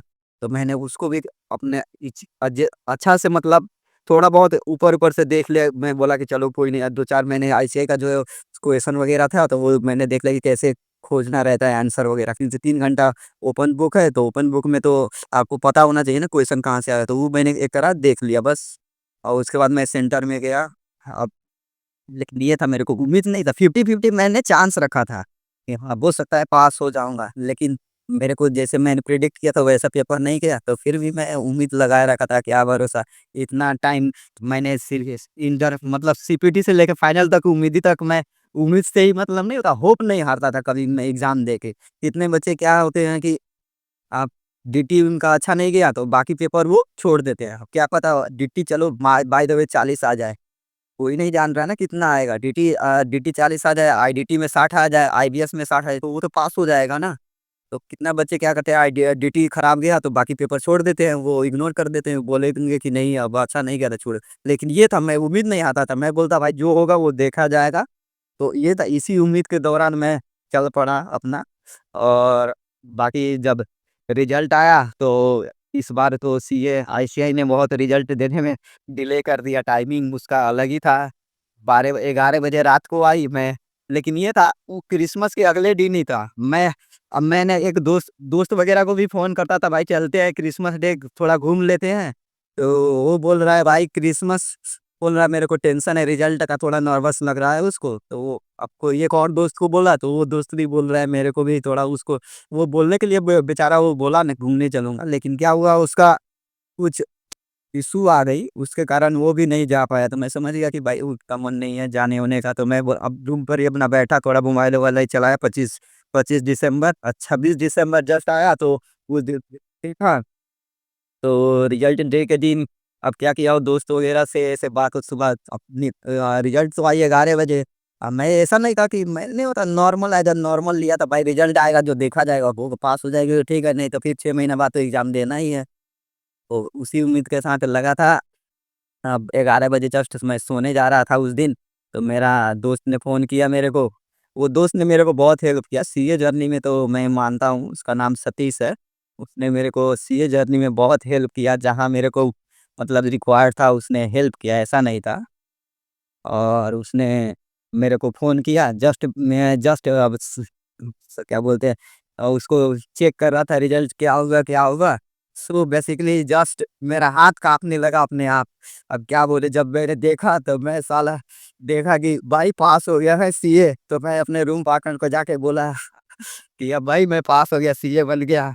तो खुशी तो था, ऐसा नहीं था। खुशी अब जो ऑब्वियसली है भाई, 8 साल मैंने इन्वेस्ट किया इस दौरान सीए जर्नी के। मैंने कभी सोचा नहीं था कि सीए बन जाऊँगा, क्योंकि मैं जहाँ से बिलॉन्ग करता हूँ, मैंने कभी उम्मीद भी नहीं लगाया था कि मैं सीए पढ़ूँगा और सीए बन भी जाऊँगा। सो बेसिकली ये था, और मैंने कर दिखाया अपना जो मैंने ये था, मैं अपना होप नहीं हारा। सीए में यही है कि आप लगे रहो, कंसिस्टेंसी मेंटेन करते रहो, यही है। मतलब मंत्र है सीए सक्सेस होने का। और ऐसा जैसे कितने बच्चे क्या होते हैं, आते हैं तो इधर घूमने में मैं भी भागा था घूमने में, मैं भी गया। लेकिन क्या हुआ, मेरे पास उस टाइम नहीं होता राइट डायरेक्शन देने वाले थे, मतलब भैया एक दो थे वहां पर पीजी में, तो मेरे को गाइड कर दिए। तो मैं उस दौरान मैं तो संभल गया, नहीं होता मेरा फ्लो नहीं भागा इधर उधर। तो ये है, बाकी कितने बच्चे होता है फ्लो टूट जाता है, जैसे कहीं घूमने लगे इधर उधर लग गए, कहीं लग गए, नहीं होता क्योंकि नए नए घर से निकले रहते हैं। तो नहीं होता कभी तो दिल्ली दिल्ली तो एक भाई बड़ा गांव शहर हो गया ना, गांव से निकला हुआ आदमी शहर आएगा, अलग बात हो जाती है ना। काफ़ी इंटरेस्टिंग आपकी स्टोरी और जर्नी थी। तो क्या चेंजेस होते हैं आफ्टर बिकमिंग अ सीए, जैसे कि क्या सीए बनने के बाद लाइफ बदल जाती है? कैसी होती है लाइफ सीए बनने के बाद? अब जैसे पहले था तो टेंशन जो होता है ना, टेंशन इन द सेंस वे कह सकते हैं। आप स्टूडेंट रहोगे तो कोई फिक्स नहीं है ना, पास हो गए नहीं हो गए, तो उस दौरान तो आपको पढ़ना पड़ता है ना। लेकिन अब सीए, जैसे मैं अभी राइट नाउ मैं सीए बन गया, तो मेरे को ये नहीं है ना बोझ की, होता है ना एक टेंशन की भाई पढ़ना है, ये करना है, एक तरह होता है ना शेड्यूल जो स्टूडेंट लाइफ में होता है। तो अब सुबह उठे 8 बजे, तो 8 बजे से टाइमिंग रखना पड़ता है, 8 से 10 भी या 11 पढ़ूंगा, खाना खाऊंगा, 1 घंटा सुतूंगा, उसके बाद फिर उठूंगा तो पढ़ूंगा, फिर इतना बजे सोना है। मैं अब एक फॉर्मेट होता है ना टाइम टेबल, वो नहीं है। अब जैसे आप सीए बन गए तो एक मतलब होता है ना कि अच्छा जगह अपना प्लेसमेंट हो जाए, कहीं जब लग जाए, तो जब लग गया तो अपना दिन भर तो वही अपना ऑफिस बीत जाएगा। ये है कि आपको अपडेट, आप सीए बन गए तो अपडेट तो रहना पड़ेगा, क्योंकि सीए बेसिकली बोला ही जाता है, आप जानते होंगे जो प्रधानमंत्री मोदी जी ने भी बोला था इसके रिगार्डिंग कि सीए का जो सिग्नेचर है बहुत वैल्यू देती है। हाँ, तो इसलिए उसका आप तो रखना पड़ता है। बाकी अब सीए जर्नी में यही है हुँ। ऐसा। हुँ। तो आपने तो एग्ज़ाम क्लियर कर लिया। आपको क्या लगता है क्यों कुछ लोग नहीं क्लियर कर पाते हैं? फेलियर का क्या रीज़न होता है? क्या हमें मान के चलिए अगर मैं सीए की तैयारी कर रहा हूँ तो क्या चीज़ें मुझे क्या चीज़ें मुझे फ़ेल करती है और अगर मैं फ़ेल होता हूँ तो मुझे कैसे कमबैक करना चाहिए कि हाँ, मैं फिर दोबारा क्लियर कर सकता हूँ? कैसे मुझे मोटिवेटेड रहना चाहिए? आपको क्या लगता है फेलियर के क्या रीज़न है और कैसे कमबैक करना चाहिए? सो बेसिकली अब देखा जाए तो अगर राइट डायरेक्शन, अब जब मैं ही आया था उस दौरान अगर मैं भटक जाता, अब गाइड करने वाले वो भैया नहीं रहते, तो आज मैं भी क्लियर नहीं हुआ रहता, सीए नहीं रहता। वही है। अब कितने बच्चे आते हैं तो अब उनका टाइमिंग, अब क्या होता है कोई बच्चा जैसे होता है ना कंटिन्यूअस लगा रहता है सीए, मतलब मेरा कहना ये नहीं गैप लेके पढ़ो आप, मतलब गैप इन द सेंस भी कह सकते हैं रिफ्रेश होता है ना।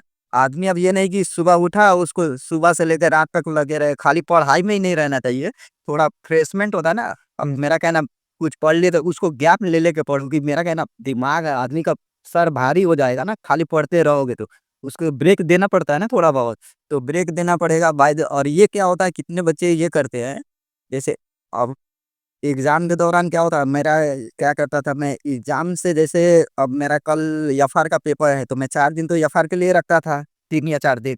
उसके पहले मैं क्या करता था कि 4 दिन पहले जो 3 या 4 पेपर है तो उसको मैं कंप्लीट कर लेता था 4 दिन पहले, क्योंकि अब 4 दिन पहले मैं कवर कर रखा होऊँगा तो मेरा एफआर के लिए मैं 4 दिन दूँगा। तो 4 दिन वो मेरा एफआर तो अच्छा चला जाएगा क्योंकि मैंने 4 दिन दिया।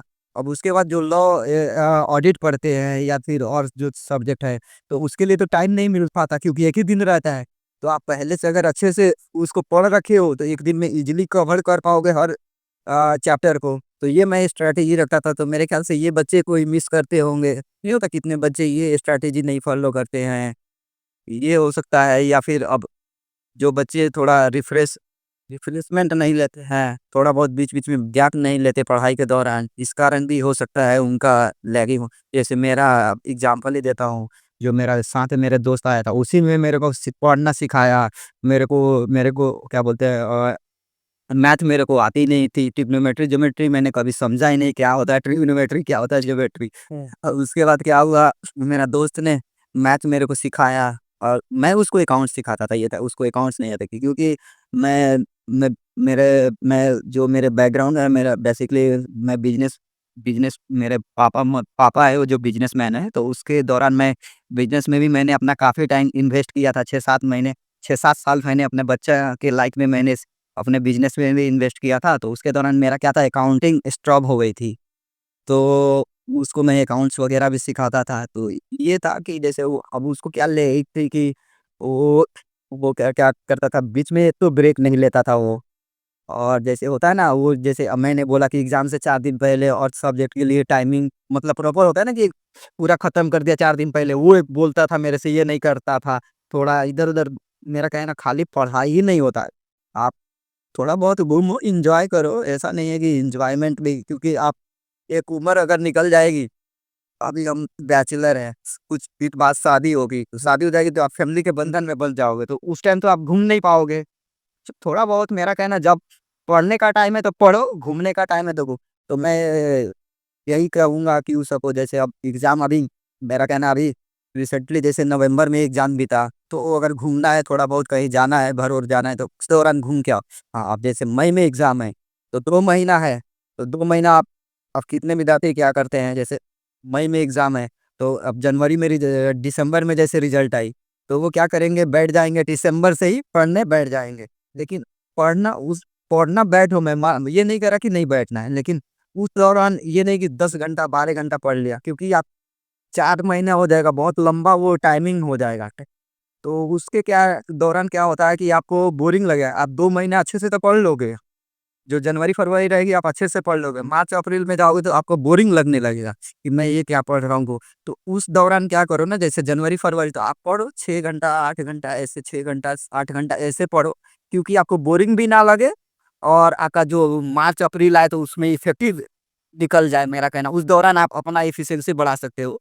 10 घंटा, 12 घंटा, 14 घंटा जितना आपको लग रहा है कि हाँ, इतना मैं कर सकता हूँ, उतना आप पढ़ते रहो। तो उससे क्या होगा, आपका एग्ज़ाम के दौरान बोरिंग नहीं लगेगा। तो ये मेरे को लगता है ये बच्चे काफ़ी गलती करते होंगे। हुँ। Got it. और हम एग्ज़ाम देने जाते हैं तो टाइम मैनेज करना काफ़ी कभी-कभार डिफ़िकल्ट हो जाता है, कभी-कभार हमारा क्वेश्चन मिस हो जाता है। तो आपको क्या लगता है टाइम कैसे एग्ज़ाम में मैनेज किया जाता है? अब जैसे मैं क्या करता था टाइम मैनेज करने के लिए, तो पास्ट ईयर का मैं जैसे मैं प्री तैयारी सब हो गया सब्जेक्ट, तो उसका क्या करता था मैं, जैसे अब एक एक एग्जांपल लेता हूँ, जैसे अकाउंट्स है मेरा, तो अकाउंट्स का मैंने सब सब्जेक्ट पढ़ता था, क्योंकि सीए में ये नहीं है कि आप सिलेक्टिव बेसिस पे पढ़ लो, लेकिन हाँ, कुछ सब्जेक्ट मैं भी सिलेक्टिव पे पढ़ता था, जैसे ऑडिट, क्योंकि मेरे को लगता था मैं ऑडिट में 80 मार्क का कवर कर लिया हूँ, तो मैं 20 मार्क के लिए एक्स्ट्रा नया क्यों पढ़ने जाऊँ? मैं 80 को ही अच्छे से पढूँ ना, क्योंकि 80 में मेरे को 40 ले आना है, क्योंकि मेरे को पता था बाकी सब्जेक्ट गिरा देंगे।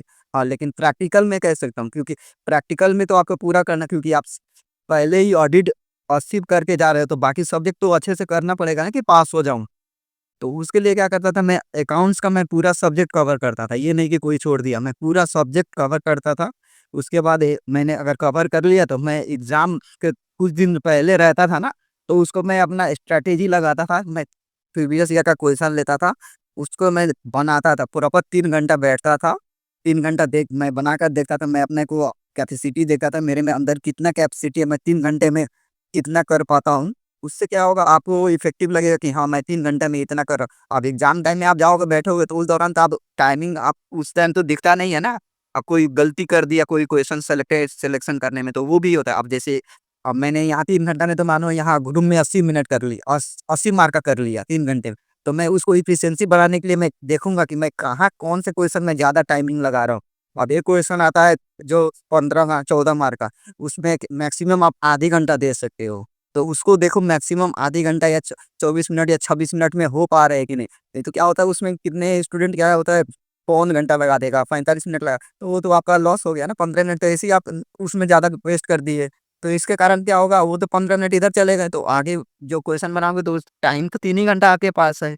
तो उस कारण भी क्या होता है, टाइम मैनेज नहीं हो पाता। तो ये एग्ज़ाम प्रिपेयर्ड से मतलब एग्ज़ाम जाने से पहले ये स्टूडेंट को देखना चाहिए कि मैं 3 घंटा में मेरे से कवर हो रहा है कि नहीं। नहीं हो रहा तो कहाँ मैं लैकिंग कर रहा हूँ, कहाँ मैं गलत कर रहा हूँ कि मेरे को 3 घंटा में कवर नहीं होता। उसके कारण अब अभी आप प्रिपेयर कर, तो एक तरह होता है ना, पहले से स्ट्रैटेजी आपका बन गया रहे, तो एग्ज़ाम में जाओगे तो ऑब्वियसली उसकी, अब एग्ज़ाम में गए तो आराम से पहले क्वेश्चन पढ़ो। 15 मिनट क्योंकि पहले दे देते हैं वो पेपर।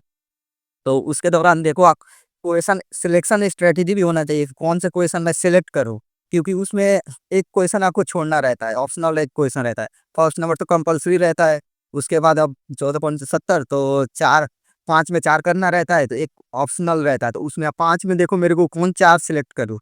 अब 4 कितने बचे सिलेक्शन गलत कर देते हैं, तो भाई जब आप सिलेक्शन गलत कर देते, तो आपके लिए तो टाइम रुका नहीं हो, तो टाइम तो लैप्स हो गया, खत्म हो गया भाई। राइट। अब आगे तो आप ये थोड़ी कि दूसरा क्वेश्चन के लिए आप बैठ ही जाओ, पढ़ने लगो, तो वो तो नहीं कर पाए। तो वो सिलेक्शन भी एक मायने रखता है, कौन सा क्वेश्चन आप सिलेक्ट करो। तो मैं यही स्ट्रेटेजी फॉलो करता था। मैं पहले तो क्वेश्चन पढ़ता था, देखता था कौन से क्वेश्चन मेरे को प्रॉपर आते हैं, तो उसको टिक कर दिया कि हाँ ये क्वेश्चन मेरे को अच्छे से आते हैं। ये क्वेश्चन अब ये जैसे 2 क्वेश्चन हो गया, 4-5 मेरे को क्वेश्चन 4 नंबर 5 नंबर क्वेश्चन में ये लग रहा है कि 4 नंबर में मेरे को 8 मार्क का हो जाएगा, लेकिन 5 नंबर में मेरे को लग रहा है 10 मार्क का हो जाएगा। तो ऑब्वियसली मैं 10 5 नंबर क्वेश्चन को सिलेक्ट करूँगा, तो ये भी मैं स्ट्रैटेजी देखता था। उसके कारण भी है, तो ये सिलेक्शन एक मायने रखता है, और आपका पहले से प्रिपेयर्ड होना कि मैं 3 घंटा में कवर कर पा रहा हूँ कि नहीं, ये भी मायने रखता है। मतलब उसके लिए तैयारी करना पड़ेगा प्रॉपर आपको, और देखना पड़ेगा कहाँ मैं गलत कर रहा हूँ सिलेक्शन में, या फिर मैं चूज़ कर रहा हूँ, या मैं कहाँ टाइमिंग अपना ओवर दे रहा हूँ, तो ये देखना पड़ेगा। तो ये मेरा स्ट्रैटेजी रहता था, और मैं ज़्यादातर मैं प्रेफ़र करता था कि मैं सभी कवर कर लूँ, होता है क्वेश्चन, लेकिन अब कुछ अब स्ट्रैटेजिकल कभी-काल हो गया। अब मैं भी स्टूडेंट हूँ, ऐसा नहीं है कि मैं 100% मैं भी कभी राइट हो जाऊँ। ऐसा होता है कभी-काल मेरे से भी सिलेक्शन करने में गलती हो गया। लेकिन मैं प्रिडिक्शन पहले से ही लेता था, मार्किंग कैलकुलेट कर देता था कि 10 मार्क का ये कर सकता हूँ, तो 8 मार्क का वो हो रहा है, तो मैं 10 मार्क वाला जाऊँगा। क्योंकि क्या पता मैं 2 मार्क से पास होने वाला होऊँगा, 2 मार्क से भी फेल हो सकता है। बच्चा 1 मार्क से फेल हो जाता है। मेरा दोस्त ही का एग्ज़ाम्पल लेते हैं, तो वो बेचारा का एसएफएम में 59 आके रह गया था। 1 मार्क वो सिलेक्शन अच्छा कर लेता कोई पेपर, क्वेश्चन वो खुद ही रिग्रेट कर रहा था, बोल रहा था मेरे को ये क्वेश्चन आ रहा था, मैंने किया नहीं, मेरे को पता ही नहीं लगा। अब रिग्रेट गलती कर दिया, ये कर दिया। तो ये सिलेक्शन होता है ना, सिलेक्शन भी मायने रखता है। बाजू सिलेक्शन अच्छा कर रखा होता क्वेश्चन, तो उसका एग्ज़ाम्ड रहता है, या एसएफएम, तो आज तो उसको नहीं देना पड़ता वो पेपर।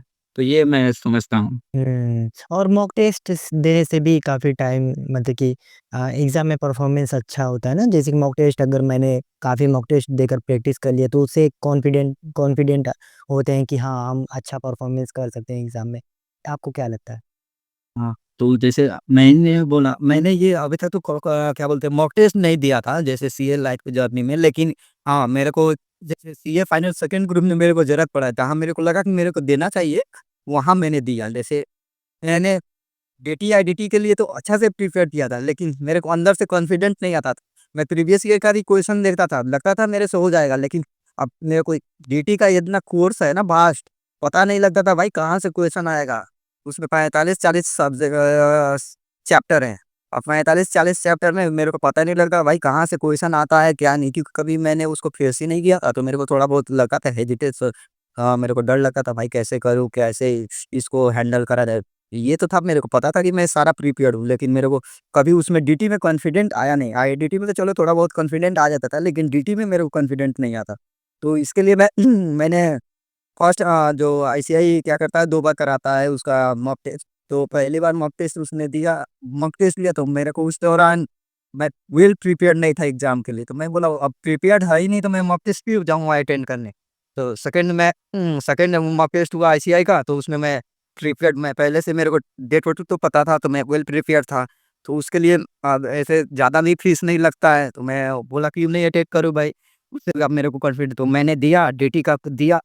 तो मेरे को कॉन्फिडेंट आ गया, हाँ, कि मैं डीटी में कुछ कर सकता हूँ। ऐसा नहीं है कि डर मेरा कम होता है, थोड़ा डर कम हो गया मेरा उससे मॉक टेस्ट। तो ये कह सकता हूँ मॉक टेस्ट भी हेल्प करता है बच्चे को कॉन्फिडेंट बिल्ड करने में। भी आपको थोड़ा डर था, मेरा डर कम हो गया। अब डर नहीं, डर कम था तो मैं अच्छे से पढ़ भी लेता था। नहीं होता उधर दिमाग नहीं जाता था कि मेरे को ये डर कहाँ से आया, कहाँ से नहीं। मेरे को पता था कि ये अच्छे से ये भी ये मेरे को प्रॉपर कॉन्सेप्ट ये सब देखना पड़ेगा, ये थोड़ा अच्छे से होना चाहिए। मैंने यहाँ गलत किया था, तो उसको मैं अच्छे से फिर मॉक टेस्ट के दौरान मैंने सुधारा कि हाँ, मैंने ये। अब मॉक टेस्ट में एक क्या होता है, वो आपका टाइम मैनेजमेंट वहाँ सीख जाओगे। क्योंकि अब जैसे मॉक टेस्ट जैसे किसी को रूम में नहीं दे पाता है 3 घंटे का, जो मैंने बोला कि प्रीवियस ईयर का क्वेश्चन ले लिया उसको दिया। तो आप मॉक टेस्ट के भी थ्रू भी कर सकते हो, वहाँ की 3 घंटा में आइडिया लग जाएगा, क्योंकि मॉक टेस्ट तो आपको इम्प्रूवमेंट के लिए है ना, ऐसा थोड़ी है कि आप एग्ज़ाम दे रहे हो, लेकिन उसको एज़ अ एग्ज़ाम की तरह प्रिपेयर करके देना चाहिए। ये नहीं कि देखो हल्का में नहीं लेना चाहिए, ये मैं कहता हूँ, और उससे इम्प्रूवमेंट होता है। और उसके बाद मेरे को कॉन्फिडेंट आया, और मैंने वैसे ही मॉक टेस्ट डीटी, आईडीटी, और उसके बाद मैं आईबीएस का तो मैंने वैसे प्रिपेयर नहीं किया था। तो मैंने बाकी जैसे मेरे भाई वगैरह से मैंने मैं जैसे ही एग्ज़ाम के टाइम में अब दोस्त से तो फ़ोन नहीं करके बात कर सकते क्योंकि उसका भी एग्ज़ाम है। तो इसके दौरान मैं क्या करता था, भाई से बात करता था कि थोड़ा बहुत नहीं होता रिलैक्स हो जाए। पढ़ते-पढ़ते आदमी बोर हो जाता था ना, तो फैमिली से बात कर लिया या घर पे बात कर लिया। तो मैं अपने छोटे भाई से बहुत बात करता था। छोटे भाई से बात होती है तो उसने बोला कि 2 जब दे ही दिए तो 1 देने में क्या-क्या है, कौन-सा ज़्यादा रुपया लग रहा है? मैं बोला कोई नहीं, हाँ, ये बात है, ₹100 लगता है। दूसरे फैकल्टी अब आप दूसरा प्राइवेट कोचिंग में दोगे तो ज़्यादा लेता है। तो मैं बोला ठीक है भाई, उसमें क्या है, ₹100 देकर दे जाते हैं, देखते हैं। तो ऐसा मैंने दिया तो मेरे को थोड़ा बहुत कॉन्फिडेंट आ गया, हाँ, सही है भाई, मैं मेरे को उम्मीद वो लगा कि हाँ, मैं कर सकता हूँ मेरे को। तो उसके बाद मैंने फिर अपना पढ़ना स्टार्ट किया। वैसे करते-करते मैंने अपना सीए भी सेकंड में पास कर लिया। हुँ। राइट। और ये भी होता है ना सर कि मॉक टेस्ट देने से हमें ये पता चल जाता है कि ये हमारी वीक पॉइंट है और वीक पॉइंट पता चल जाती है तो उससे आपको चांस मिल जाता है काम करने के लिए और वो वीक पॉइंट को पर आप वर्क करके आप अपना इंक्रीज कर सकते हैं मार्क। हाँ, तो जैसे मैंने किया ना, जैसे अब मेरे को आईबीएस में लगा, चाहे डीटी-आईडीटी में लगा कि हाँ, मेरे को जैसे एमसीक्यू कैसे आते हैं, वो मेरे को पता नहीं था। तो उसके दौरान भी पता लगा कि ऐसे-ऐसे कुछ ना कि एमसीक्यू में आ जाएगा, तो वहाँ से मैंने उसका जाके पढ़ा कि हाँ, इसको मेरे को अच्छे से करना चाहिए क्योंकि यहाँ से भी क्वेश्चन आ रहे हैं।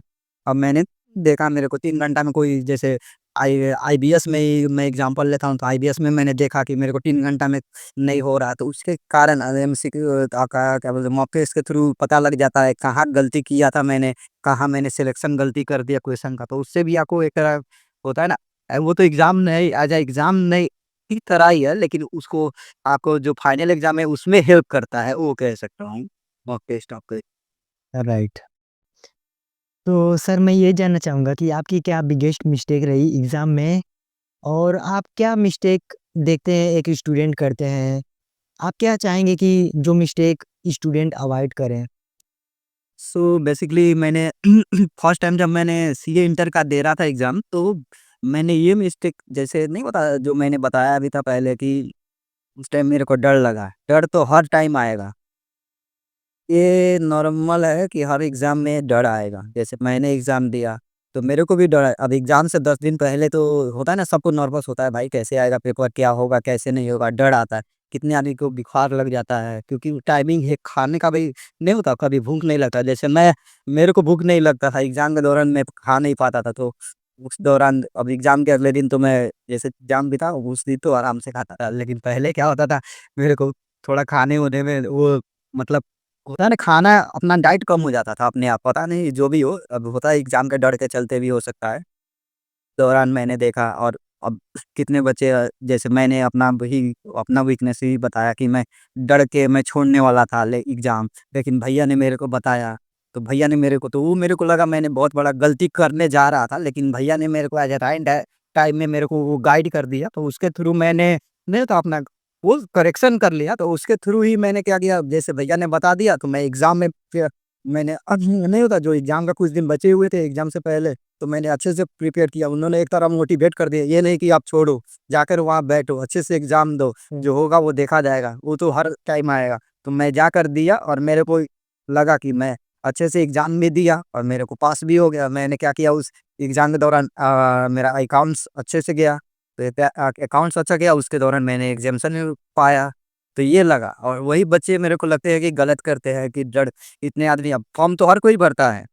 लेकिन क्या होता है फॉर्म भरने के बाद क्या होता है कि कितने बच्चे डर के चलते ही छोड़ देते हैं। अब एक पेपर किसी का खराब चला गया, तो उसके चलते ही कितना छोड़ देते हैं। तो ये लगता है कि ये बच्चे सब गलत करते हैं या फिर संगत भी कभी-कभार मायने रखता है। इतने बच्चे नहीं होता गलत संगत में चले जाते हैं क्योंकि आप पहली बार घर से निकले हो, तो वहाँ तो आपके मम्मी-पापा थे गाइड करने वाले। अब यहाँ दिल्ली में तो आपके यहाँ कोई देखने वाले नहीं है ना।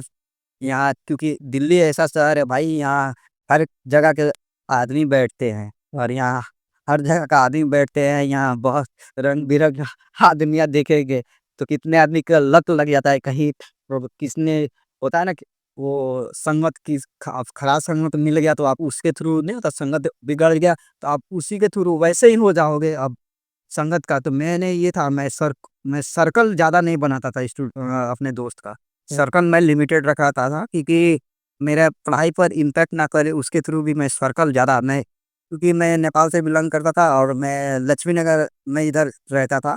लक्ष्मी नगर की तरफ। ललिता पार्क नहीं रहने का कारण भी ये था कि उधर नेपाली है, तो मैं चाहता था कि भाई अब एक दोस्त नेपाली से क्या होता है, अब बाहर होते ही कनेक्ट दूसरे से होता है ना, इससे दोस्ती हो जाती है।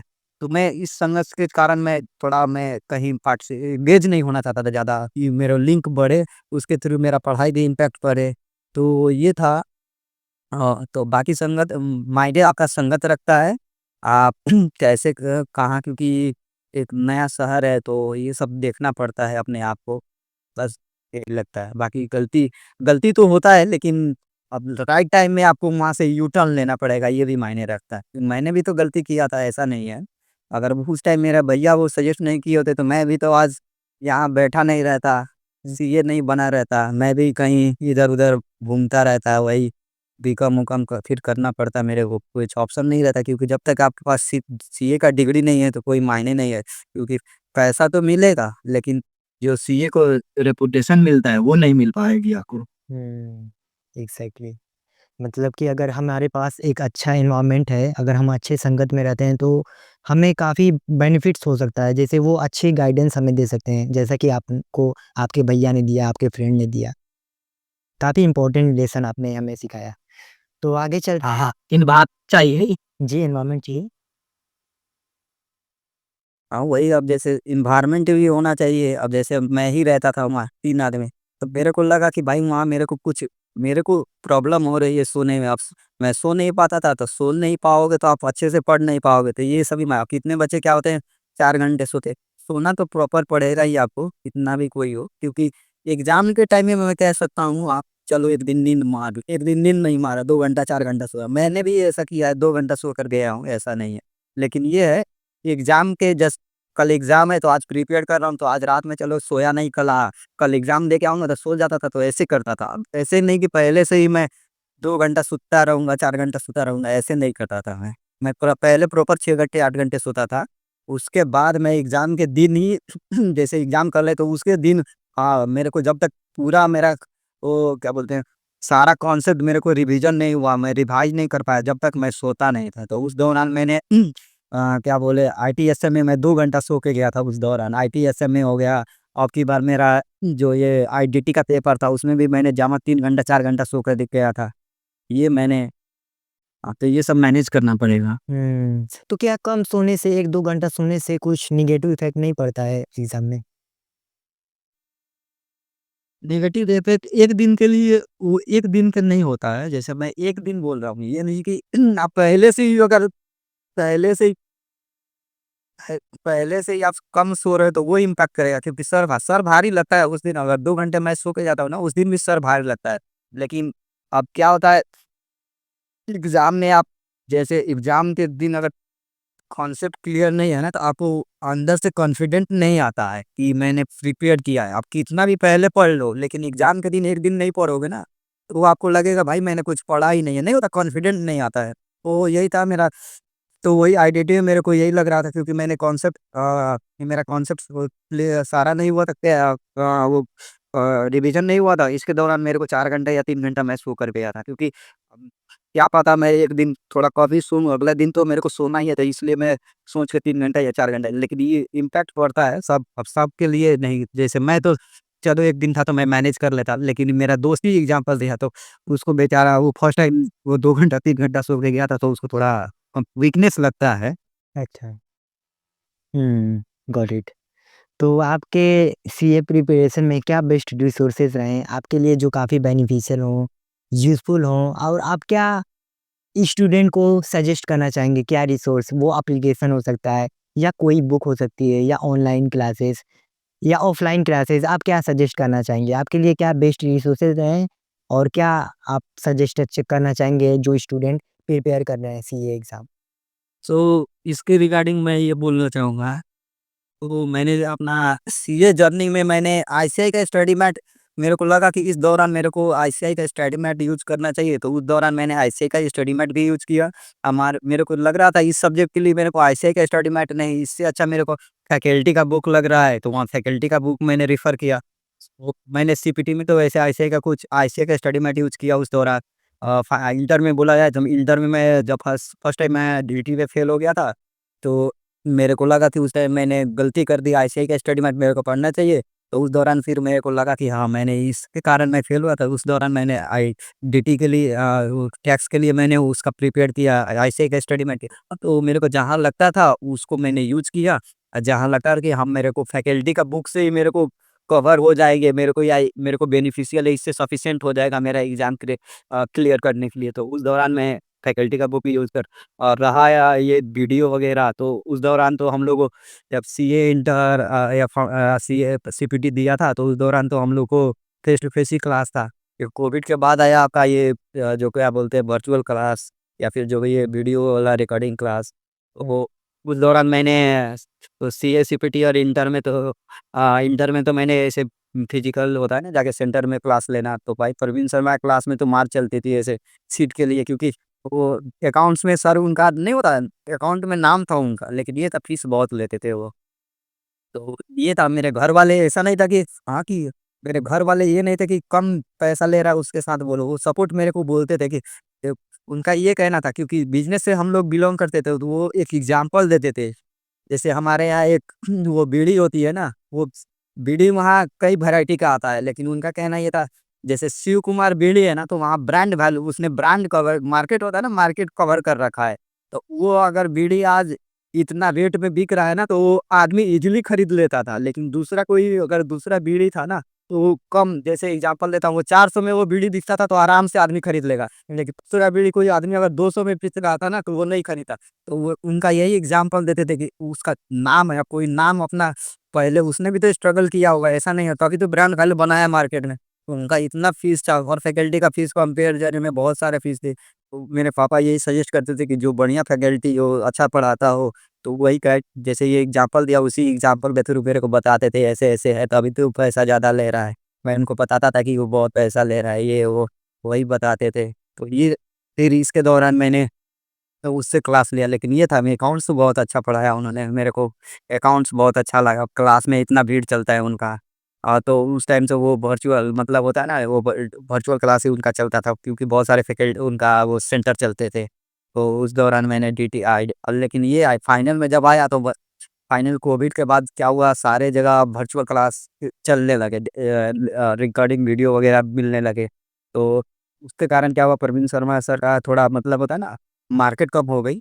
तो मैंने नहीं, तो फाइनल में मैंने सोचा था कि एफआर लूँगा तो प्रवीण शर्मा, लेकिन क्या करे, अ, आज के टाइम में ये है, हर स्टूडेंट देखता है कि मैं कम क्लास टाइम होता है, कम टाइम में क्लास खत्म करके अपना रिवीजन करूँ। तो उस दौरान मेरे को अभी नए-नए आए थे ये अजय अग्रवाल सर, तो अब बाय द वे अब उनका क्लास कम घंटे का था, परवीन शर्मा सर का 3 घंटा, 300 घंटा, 400 घंटा था। तो मैं सोचा उनका क्लास लूँगा तो ऐसे 400 क्लास, 400 घंटे का क्लास लूँगा तो एक ही क्लास होगा। ऐसे अजय अग्रवाल सर का क्लास था 200 ढाई सौ घंटे का था। तो मैं सोचा इनका क्लास लूँगा तो 400 घंटे में मैं 2 सब्जेक्ट का क्लास कर लूँगा। तो इस कारण मैंने फाइनल में तो नहीं ले पाया परवीन शर्मा सर का क्लास, लेकिन अजय अग्रवाल सर का लिया, लेकिन उन्होंने भी काफ़ी अच्छा पढ़ाया, मेरे को गाइड किया, ऐसा नहीं था। हाँ, तो उसके दौरान ये था। तो अब जैसे फाइनल का सेकंड ग्रुप में ही बोला जाए, तो मैंने 1 महीना कंटिन्यूअस, जैसे मैंने बोला था कि कंटिन्यूअस मैंने 1 महीना यूट्यूब पर वीडियो रिवीजन देखा था। तो अब आप कैसे यूटिलाइज़ कर रहे हो यू नेटवर्क का, ये भी मायने रखता है। कितने बच्चे मैंने जैसे अपना वाईफ़ाई का यूटिलाइज़ किया पढ़ाई में, कितने बच्चे कुछ और सर्च करने में, क्या कोई और जगह सोशल मीडिया यूज़ करने लगे। तो ये अपने पर डिपेंड है, आप कहाँ उसको टाइम अपना यूटिलाइज़ कर रहे हो। तो मैंने 1 महीना जैसे यूटिलाइज़ किया, उसका मैंने फ्रूट भी मिला कि मैं पास हो गया CA final second group first attempt में। हुँ, तो ये है, डिपेंड होता है आप कहाँ अपना उसको यूटिलाइज़ कर रहे हो। जैसे आपने बोला यूट्यूब पर क्या है, तो वो मायने रखता है, आप क्या देख रहे हो, क्या नहीं देख रहे हो। हुँ, हुँ, एग्ज़ैक्टली। आप कैसे आप जैसे कि आपने बताया कि आप काफ़ी स्ट्रेस फ़ील करते थे एग्ज़ाम से पहले। आपने कैसे स्ट्रेस को हैंडल किया और कैसे आप इतना मोटिवेटेड रहते थे एग्ज़ाम को लेकर, इतना अच्छे से पढ़ाई करते थे, इतना मोटिवेटेड रहते थे? आपने कैसे अपने स्ट्रेस को हैंडल किया? तो जैसे मैं स्ट्रेस तो हर स्टूडेंट को आता है, ऐसे मेरे को ही नहीं आता है, हर कोई को आता है। तो मैं जैसे एज़ ए एग्ज़ाम, क्योंकि हर महीने आना ही है, हर जैसे 6 महीने में एग्ज़ाम आना ही है। हुँ, तो ऐसा नहीं था कि मैं स्ट्रेस लेकर ज़्यादा मेहनत, मैं जैसे आराम से अपना पढ़ता था। एग्ज़ाम जैसे 2 महीना मैं बहुत मेहनत करता था एग्ज़ाम की, स्पेशली जो 2 महीने शुरू में 2 महीने से पहले तो चलो 6 घंटे 8 घंटे ऐसे अपना नॉर्मल पढ़ लिया, जो करना है वो मतलब डेली रूटीन में जो करते हैं इधर-उधर थोड़ा बहुत घूमना। लेकिन ये था जब 2 महीने रहते थे ना, तो 2 महीने तो उस टाइम आपका पीक रहता है कि आपको फ़ोकस रहना पड़ेगा, कंसिस्टेंसी मेंटेन रखना पड़ता है उस दौरान। सीए में यही है कि ये नहीं कि आप 2 दिन पढ़ लिए फिर आराम कर लिए, ऐसा नहीं है। आप भले 4 ही घंटा पढ़ो, 4 ही घंटा पढ़ो, 6 ही घंटा पढ़ो लेकिन उसको कंटीन्यूअस पढ़ते रहो। तो ये मैंने कंटीन्यूअस रखा था।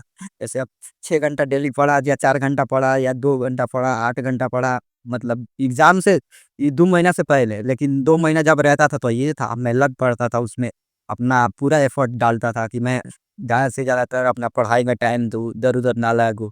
घूमना भी है तो कुछ देर के लिए जाओ, घूम के आ जाओ या कहीं जाना भी है तो मतलब शॉर्ट ड्यूरेशन के लिए देखा था। ये नहीं कि मैं कहीं घूमने चला के आइए क्योंकि 2 महीना आपका क्रूशियल होता है, उस दौरान आप कैसे 2 महीना को हैंडल कर रहे हो वो मायने रखता है। तो 2 महीना अच्छे से पढ़ा जाए, 8 घंटा, 10 घंटा, 12 घंटा क्योंकि शुरू-शुरू में आप धीरे-धीरे ही पढ़ते जाओ, उसके बाद अपना आप आपका एफिशिएंसी बढ़ता जाएगा क्योंकि आपके पढ़ाई प्रति अपना आप एफर्ट बढ़ता जाएगा, आपको लगेगा कि हाँ, मैं काम कर रहा हूँ, तो आपका टाइमिंग अपने आप बढ़ता चला जाएगा। तो उसके दौरान 6 घंटा होगा, 8 घंटा होगा, 10 घंटा, 12 घंटा, 14 घंटा ऐसे बढ़ते चला जाएगा। अच्छा। और इस रही बात स्ट्रेस का तो जब भी आपको लगे स्ट्रेस मेरे को नहीं होता कि बोरिंग जैसा लग रहा है या स्ट्रेस हो रहा है, तो बीच में गैप लेना ज़रूरी है। जब भी आपको लगे जैसे मैं गैप लेता था, अब खाना खा के मेरे को पता था अगर मैं अभी नहीं सोता तो मेरे को शाम को नींद आना ही है, मेरे को ये कन्फर्म था।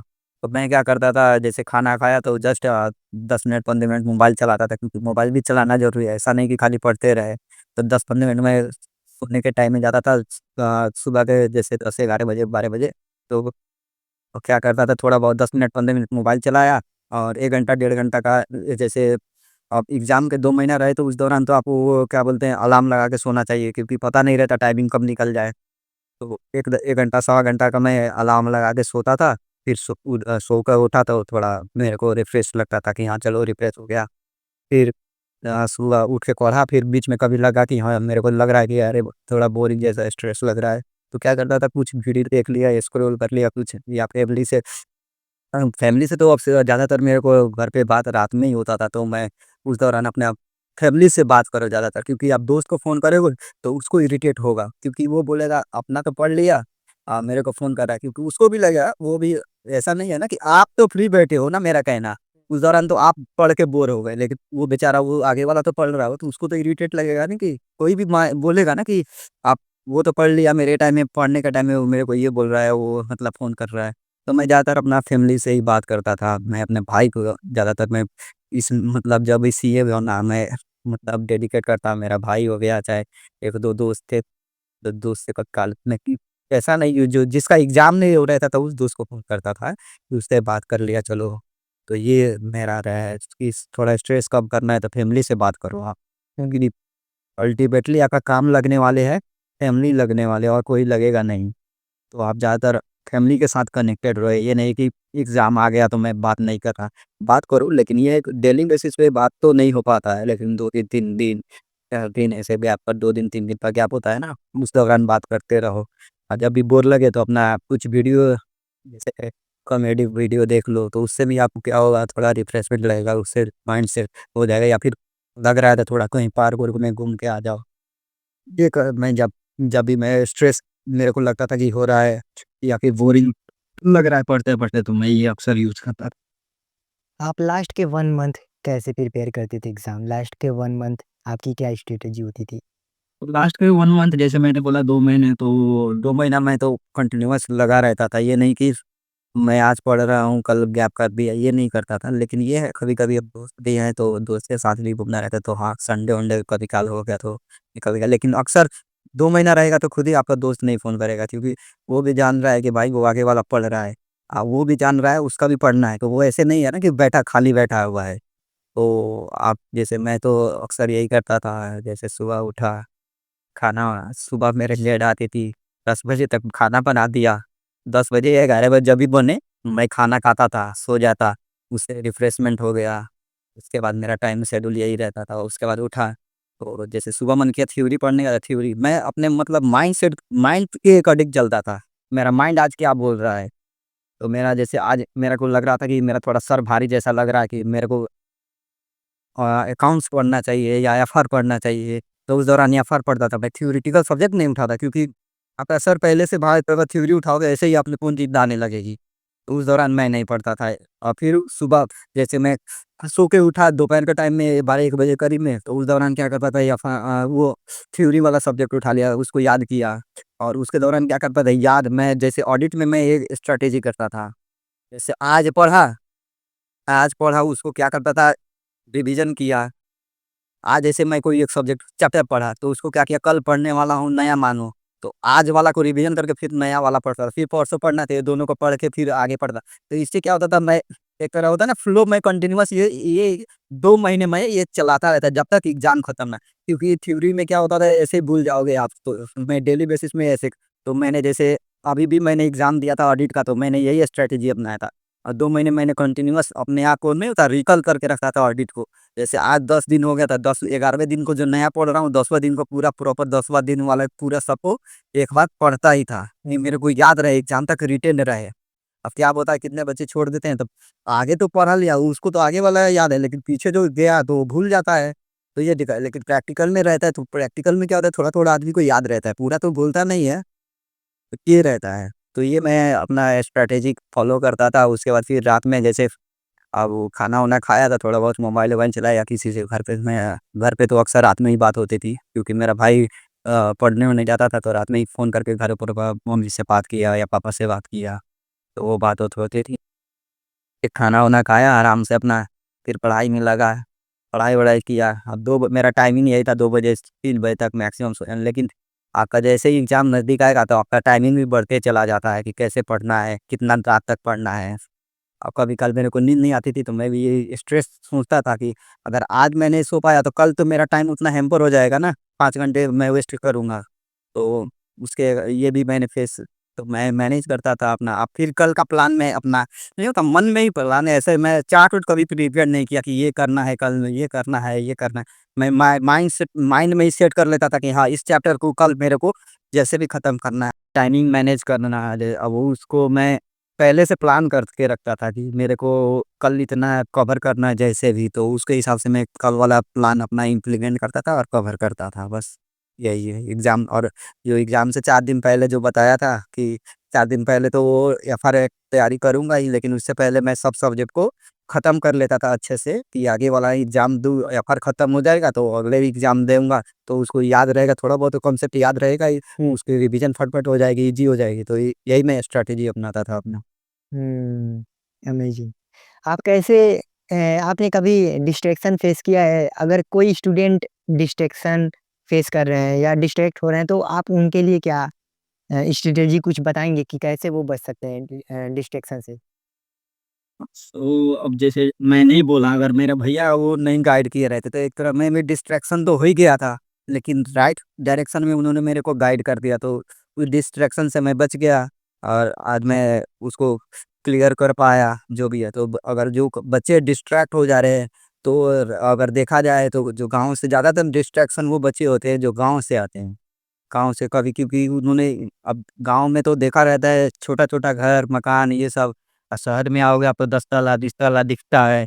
यहाँ नए-नए अब गाँव भर में लड़की दिखेंगे, वो कम दिखते हैं। यहाँ दिल्ली में आओगे तो यहाँ हर किस्म की लड़की हैं, कोई कहाँ की है, कहीं कहाँ की है। यहाँ प मॉडर्न है थोड़ा, नहीं होता वेस्टर्न कल्चर ज़्यादा इधर है। हाँ, तो इसके भी डिस्ट्रैक्शन हो जाते हैं। ये भी है, अब कितने बच्चे क्या होते हैं, जैसे अभी तक तो मैंने कभी लाइब्रेरी नहीं गया, क्योंकि मेरे को लग रहा था कि मैं लाइब्रेरी जाऊँगा तो मैं भी डिस्ट्रैक्ट होऊँगा। क्योंकि मेरे को ये लगता है कि जैसे लाइब्रेरी में जाते हैं तो क्या होता है, आपका संगत बढ़ेगा। अब संगत से क्या होगा, आप पढ़ते रहोगे, वो अगला वाला दोस्त आके बोलेगा, "भाई चलते हैं थोड़ा आते हैं घूम के।" वो बोला, "चले थोड़ा टहल के आते हैं।" और वहाँ क्या होगा, ग्रुप बन जाएगा, आप गप करने लगोगे। तो ये इसके डिस्ट्रैक्शन के चलते भी मैंने कभी लाइब्रेरी नहीं जॉइन किया। तो मेरे को भी ये लगता है कभी-काल ये भी डिस्ट्रैक्शन होता है कितने बच्चे को। अब वहाँ पर क्या होता है, ग्रुप बन जाती है, वो बोलेगा इधर चलो, वो बोलेगा इधर चलो, तो आदमी नहीं होता, वो फ्लो वहाँ बिगड़ जाती है। आप पढ़ते रहोगे, वो आकर बोलेगा भाई चलते हैं थोड़ा घूम के आते हैं, तो ये फ्लो वहाँ पर आपका बिगड़ जाएगा, क्योंकि आप तो पढ़ते रहोगे, वो आकर टोक देगा, तो वहाँ पर एक फ्लो बिगड़ जाती है। ये मैं देखता हूँ कितने, तो ये मैं भी कहीं ये डिस्ट्रैक्शन होता है कितने बच्चे का नहीं होता, इसके कारण भी डिस्ट्रैक्ट हो जाते हैं वो। या फिर अब वो डिस्ट्रैक्ट का ये हो गया, या फिर अब संगत का भी मायने रखता है। अब नए-नए आप आओगे तो यहाँ तो सब आप नहीं जान रहे हैं ना कौन कैसा है, क्या नहीं है। अब उसके कारण आपका बाय द वे अगर गलत संगत हो गया, तो आप गलत लत में लग जाते हैं कितने बच्चे। अब यहाँ तो कोई रेख-देख करने वाले नहीं हैं, आपको हैंडल करने वाला जो भी हो, अब वो आज तो आपको फ्री में खिला देगा, पिला देगा, अगले दिन से आपको ही देना पड़ेगा। तो इससे भी नहीं होता है? ऐसे डिस्ट्रैक्शन जब मैं आया था तो इस देखता था मेरे लिए ये लड़का सही है, तो मैं उससे मतलब होता है ना संगत रखता था और ज़्यादा भी लिंक नहीं रखना चाहिए। तो मैं ज़्यादातर लिंक ये नहीं रखता था, संगत देखता था ये सही है मेरे लिए तो उससे मैं संगत रखता था। मेरे को लगता था इससे संगत नहीं रखना चाहिए, कैसा है, वैसा है। मेरे को तो उससे मैं ज़्यादातर एंगेज नहीं हुआ। हाय हेलो इतना बस करते रहो, ऐसा नहीं कि छोड़ दिया। मतलब हाय हेलो बस हुआ हो गया, अपना जो चल रहा है अपना करते रहो। क्योंकि भाई सब कोई आप घर छोड़ के आए हैं, आपके पापा-मम्मी इतना आस लगा कर होता है ना, आस लगा के कोई घर से भेज रहा है, पैसा भेज रहा है, कुछ टाइम तक ही कोई पैसा भेजेगा ना, तो ये सब आपको देखना पड़ता है। अभी तो चलो नए-नए आ रहे हो तो आपको मम्मी-पापा पैसा दे रहे हैं, कुछ टाइम बाद वो भी पैसा बंद कर देंगे, तब आपको रियलाइज़ होता है ये सब देखना पड़ेगा, संगत मायने रखता है। हुँ, राइट। अगर आपको मान लीजिए दोबारा सीए क्लियर करना है, आज आपको ज़ीरो नॉलेज है। आपको अगर दोबारा क्लियर करना है सीए तो आप कैसे करेंगे सीए क्लियर? तो एक बार तो कोई सीए क्लियर कर ले तो ऐसा नहीं है कि वो खोजेगा करेगा भाई, क्योंकि ऐसे ही टाइम इतना लगता है सीए क्लियर में कैसे है, तो कोई नहीं। लेकिन अगर अगर इनिशियल स्टेज में आए तो मैं यही बोलूँगा उसको कि जैसे अपना पहले अगर सीए चूज़ कर रहे हो, तो पहले आकर यहाँ देखो क्या है, मैं उतना होता है ना मेहनत कर सकता हूँ कि नहीं? क्योंकि मैं जहाँ से आया था मेरे को भी ये पता नहीं था कि मैं इतना मेहनत कभी कर पाऊँगा, मैंने नहीं होता। तो पहले आओ, क्योंकि नया-नया शहर होता है ना, तो होता है ना एक नया-नया शहर होता है तो आदमी को वो होता है, इंटरेस्टिंग लगता है कि भाई कभी मैंने देखा नहीं, ये देखा यहाँ, वो देखा। हुँ। तो आदमी को नया शहर तो अच्छा ही लगता है, ऐसा नहीं है। जैसे मैं आया तो मेरे को अच्छा लगा दिल्ली। लेकिन दिल्ली के आया अंदर मैं सीए कोर्स के बारे में तो कुछ नहीं जानता। पहले कोर्स को आप पता करो, क्या है, कैसा है, किसी से गाइड लो। इतना मेरे को करना पड़ेगा, क्या करना पड़ेगा इसमें कि जैसे मैं एज़ एन एवरेज स्टूडेंट हूँ, ऐसा नहीं है कि मैं टॉपर था, ये था, वो कुछ नहीं था। मैं 65% 12वीं में मेरा था, हुँ। ऐसा ज़्यादा नहीं है। एसएलसी हमारे यहाँ 10वीं को एसएलसी बोलते हैं, तो मैं 72% होल्ड करता था उस टाइम। तो इतना भी मैं जैसे होता है ना, उतना नहीं था पढ़ने में इतना। लेकिन ये था कि मैं सीए तो आया, लेकिन मेरे को उस टाइम पता नहीं था सीए कि क्या होता है, क्या नहीं होता है। तो ये सब पहले समझ लो, आप कोई भी फ़ील्ड चूज़ कर रहे हो ना, कोई भी फ़ील्ड, तो पहले उसके बारे में जान लो, कितना मेहनत करना पड़ेगा। अब क्या होता है, कितना बच्चा तो सिलेक्शन तो कर लेता है सीए, लेकिन बीच में उसको सीपीटी तो चलो अभी अभी पहले ईज़ी था सीपीटी, क्योंकि वो टिक मारने वाला था, लेकिन अभी हार्ड कर दिया है इनिशियल स्टेज में सीए फाउंडेशन में। तो मेरा कहना है पहले आप तो उसको पता करो क्या टाइमिंग होना पड़े, मैं इतना टाइम दे पाऊँगा कि नहीं पढ़ाई में। कितना बच्चा होता है ना कि उतना पढ़ना टाइम, अब मेरा कहना कोई बच्चा टाइम ही नहीं दे पाया 8 घंटा 10 घंटा, तो उसको तो पढ़ने में फिर सीए नहीं चूज़ करना चाहिए, कुछ और चूज़ कर लो, उससे अच्छा मेरा कहना है 6 घंटा 4 घंटा वाला पढ़ना है तो। हुँ।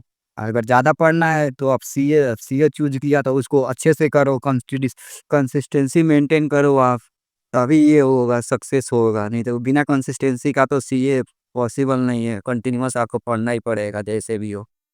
कहीं से हाँ, ये मायने नहीं रखता है साइंस बैकग्राउंड से हो कि कॉमर्स से हो, आपको इसमें मेहनत और प्रैक्टिस चाहिए।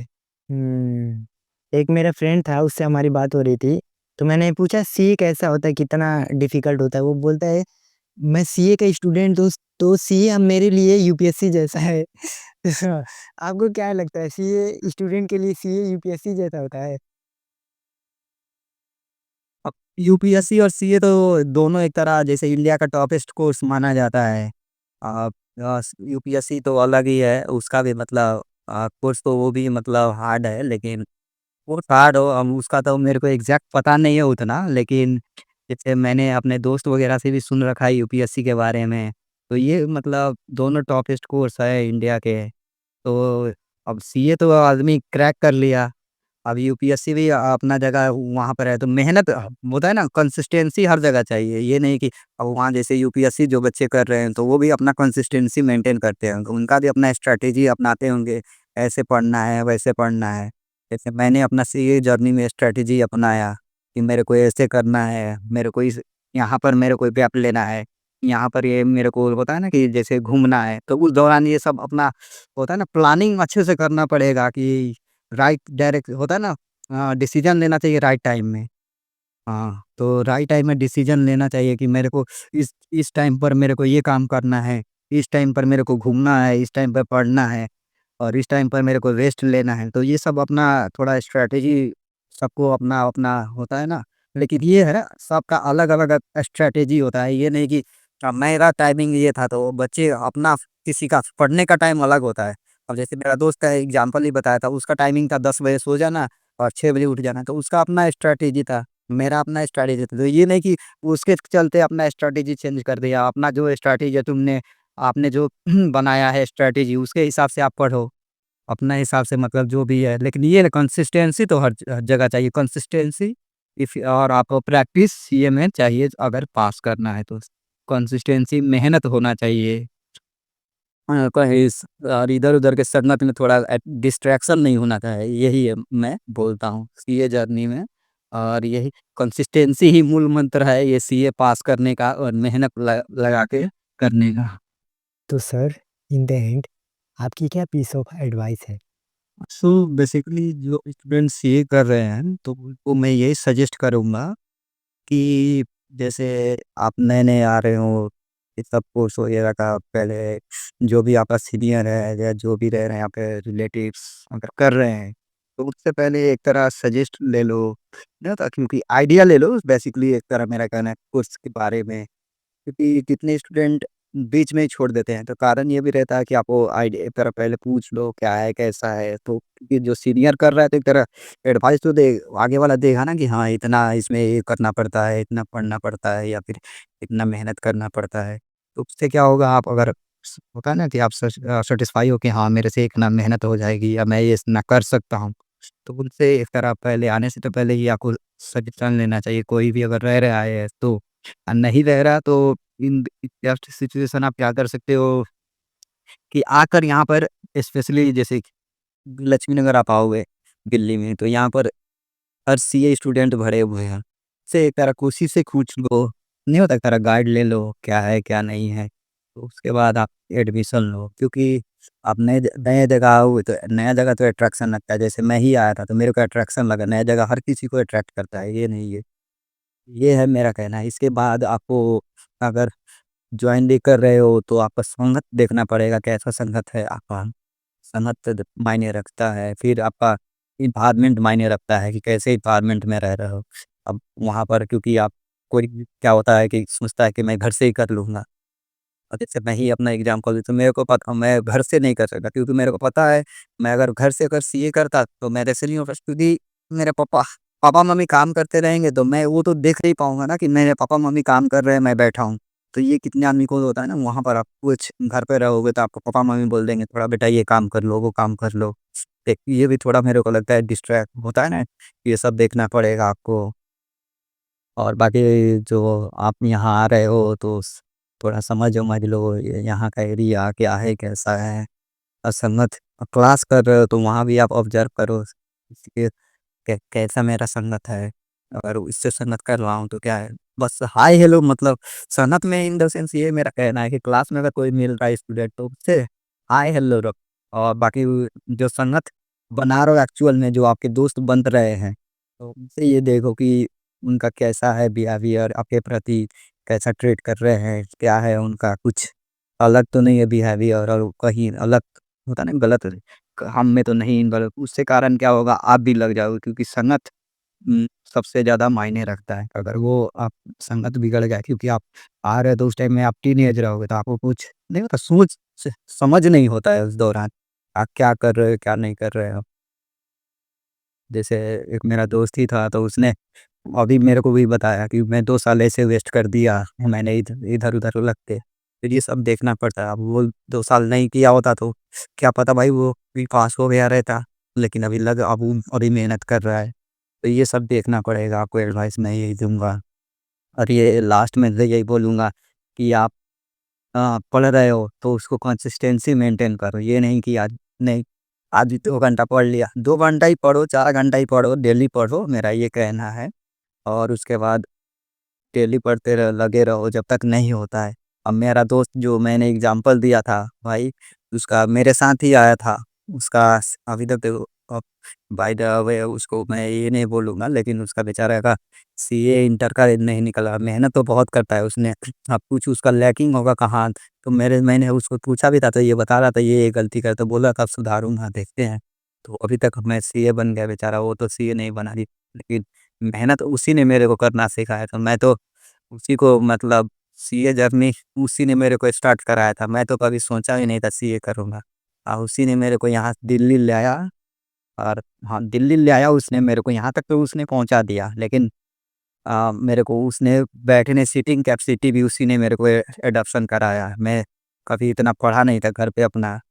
उसने मेरे को एडॉप्शन करना, इतना सीटिंग कैपेसिटी पढ़ाना, बस तो कैसे पढ़ाया जाता है, ये वो वगैरह सब मेरे को उसी ने सिखाया। बाकी बाकी तो उसके बाद मैंने सीख लिया, तो अपना मैं पाथ होता है ना, मैं डायरेक्शन कभी भूला नहीं, इधर-उधर कभी लगा नहीं। लड़की-वड़की का उतना मैं इंटरेस्ट होता नहीं, मतलब इंटरेक्शन, कमेंट तो हर कोई करता है, ऐसा नहीं है। लेकिन मैं जैसे अपना मेन उद्देश्य होता है ना, जो मेरा फ़ोकस था कि हाँ, मेरे को पहले सीए बनना है, बाद में दूसरा कुछ प्रायोरिटी होता है ना, प्रायोरिटी मैं सीए को हर वक़्त रखता था। ये नहीं कि मैं ये करूँगा, वो करूँगा, अपना फ़ोकस खुद पे रखता था। तो ये होना चाहिए आदमी को कि मैं क्यों आया हूँ गाँव से, क्या करने आया हूँ, ये सब आपको उद्देश्य होता है ना, आपको पूरा रखना पड़ेगा। मैं इस उद्देश्य से आया हूँ, तो इस उद्देश्य को हासिल करना है। और वो लड़का को मैं देखता हूँ 8 साल से हो गया, अभी भी वो जैसे जिस होता है ना, मेहनत करता है। और कोई रहता है तो भाई देखता हूँ कि मोरल डाउन हो जाता है, लेकिन आज भी उसको देखता हूँ जोश उसको पढ़ने प्रति, तो मेरे को लगता है भाई इसने मेरे को सिखाया पढ़ना। देखो बेचारा आज भी नहीं होता, लगा पड़ा है। मैं तो उसको मैं सीए जर्नी या मेरा पास होने का जो भी है क्रेडिट मैं अपने दोस्त को देता हूँ, नितेश को। और हर वक्त मेरे को आज भी बात होती है तो मेरे को सजेस्ट करता रहता है, गाइड करता रहता है। ये है ये है मेरा सीए जर्नी और सजेशन मेरा। So thank you very much sir, आपका वैल्यूएबल टाइम देने के लिए और इतना क्रूशियल नॉलेज शेयर करने के लिए। बहुत मज़ा आई आपसे बात करके। Thank you.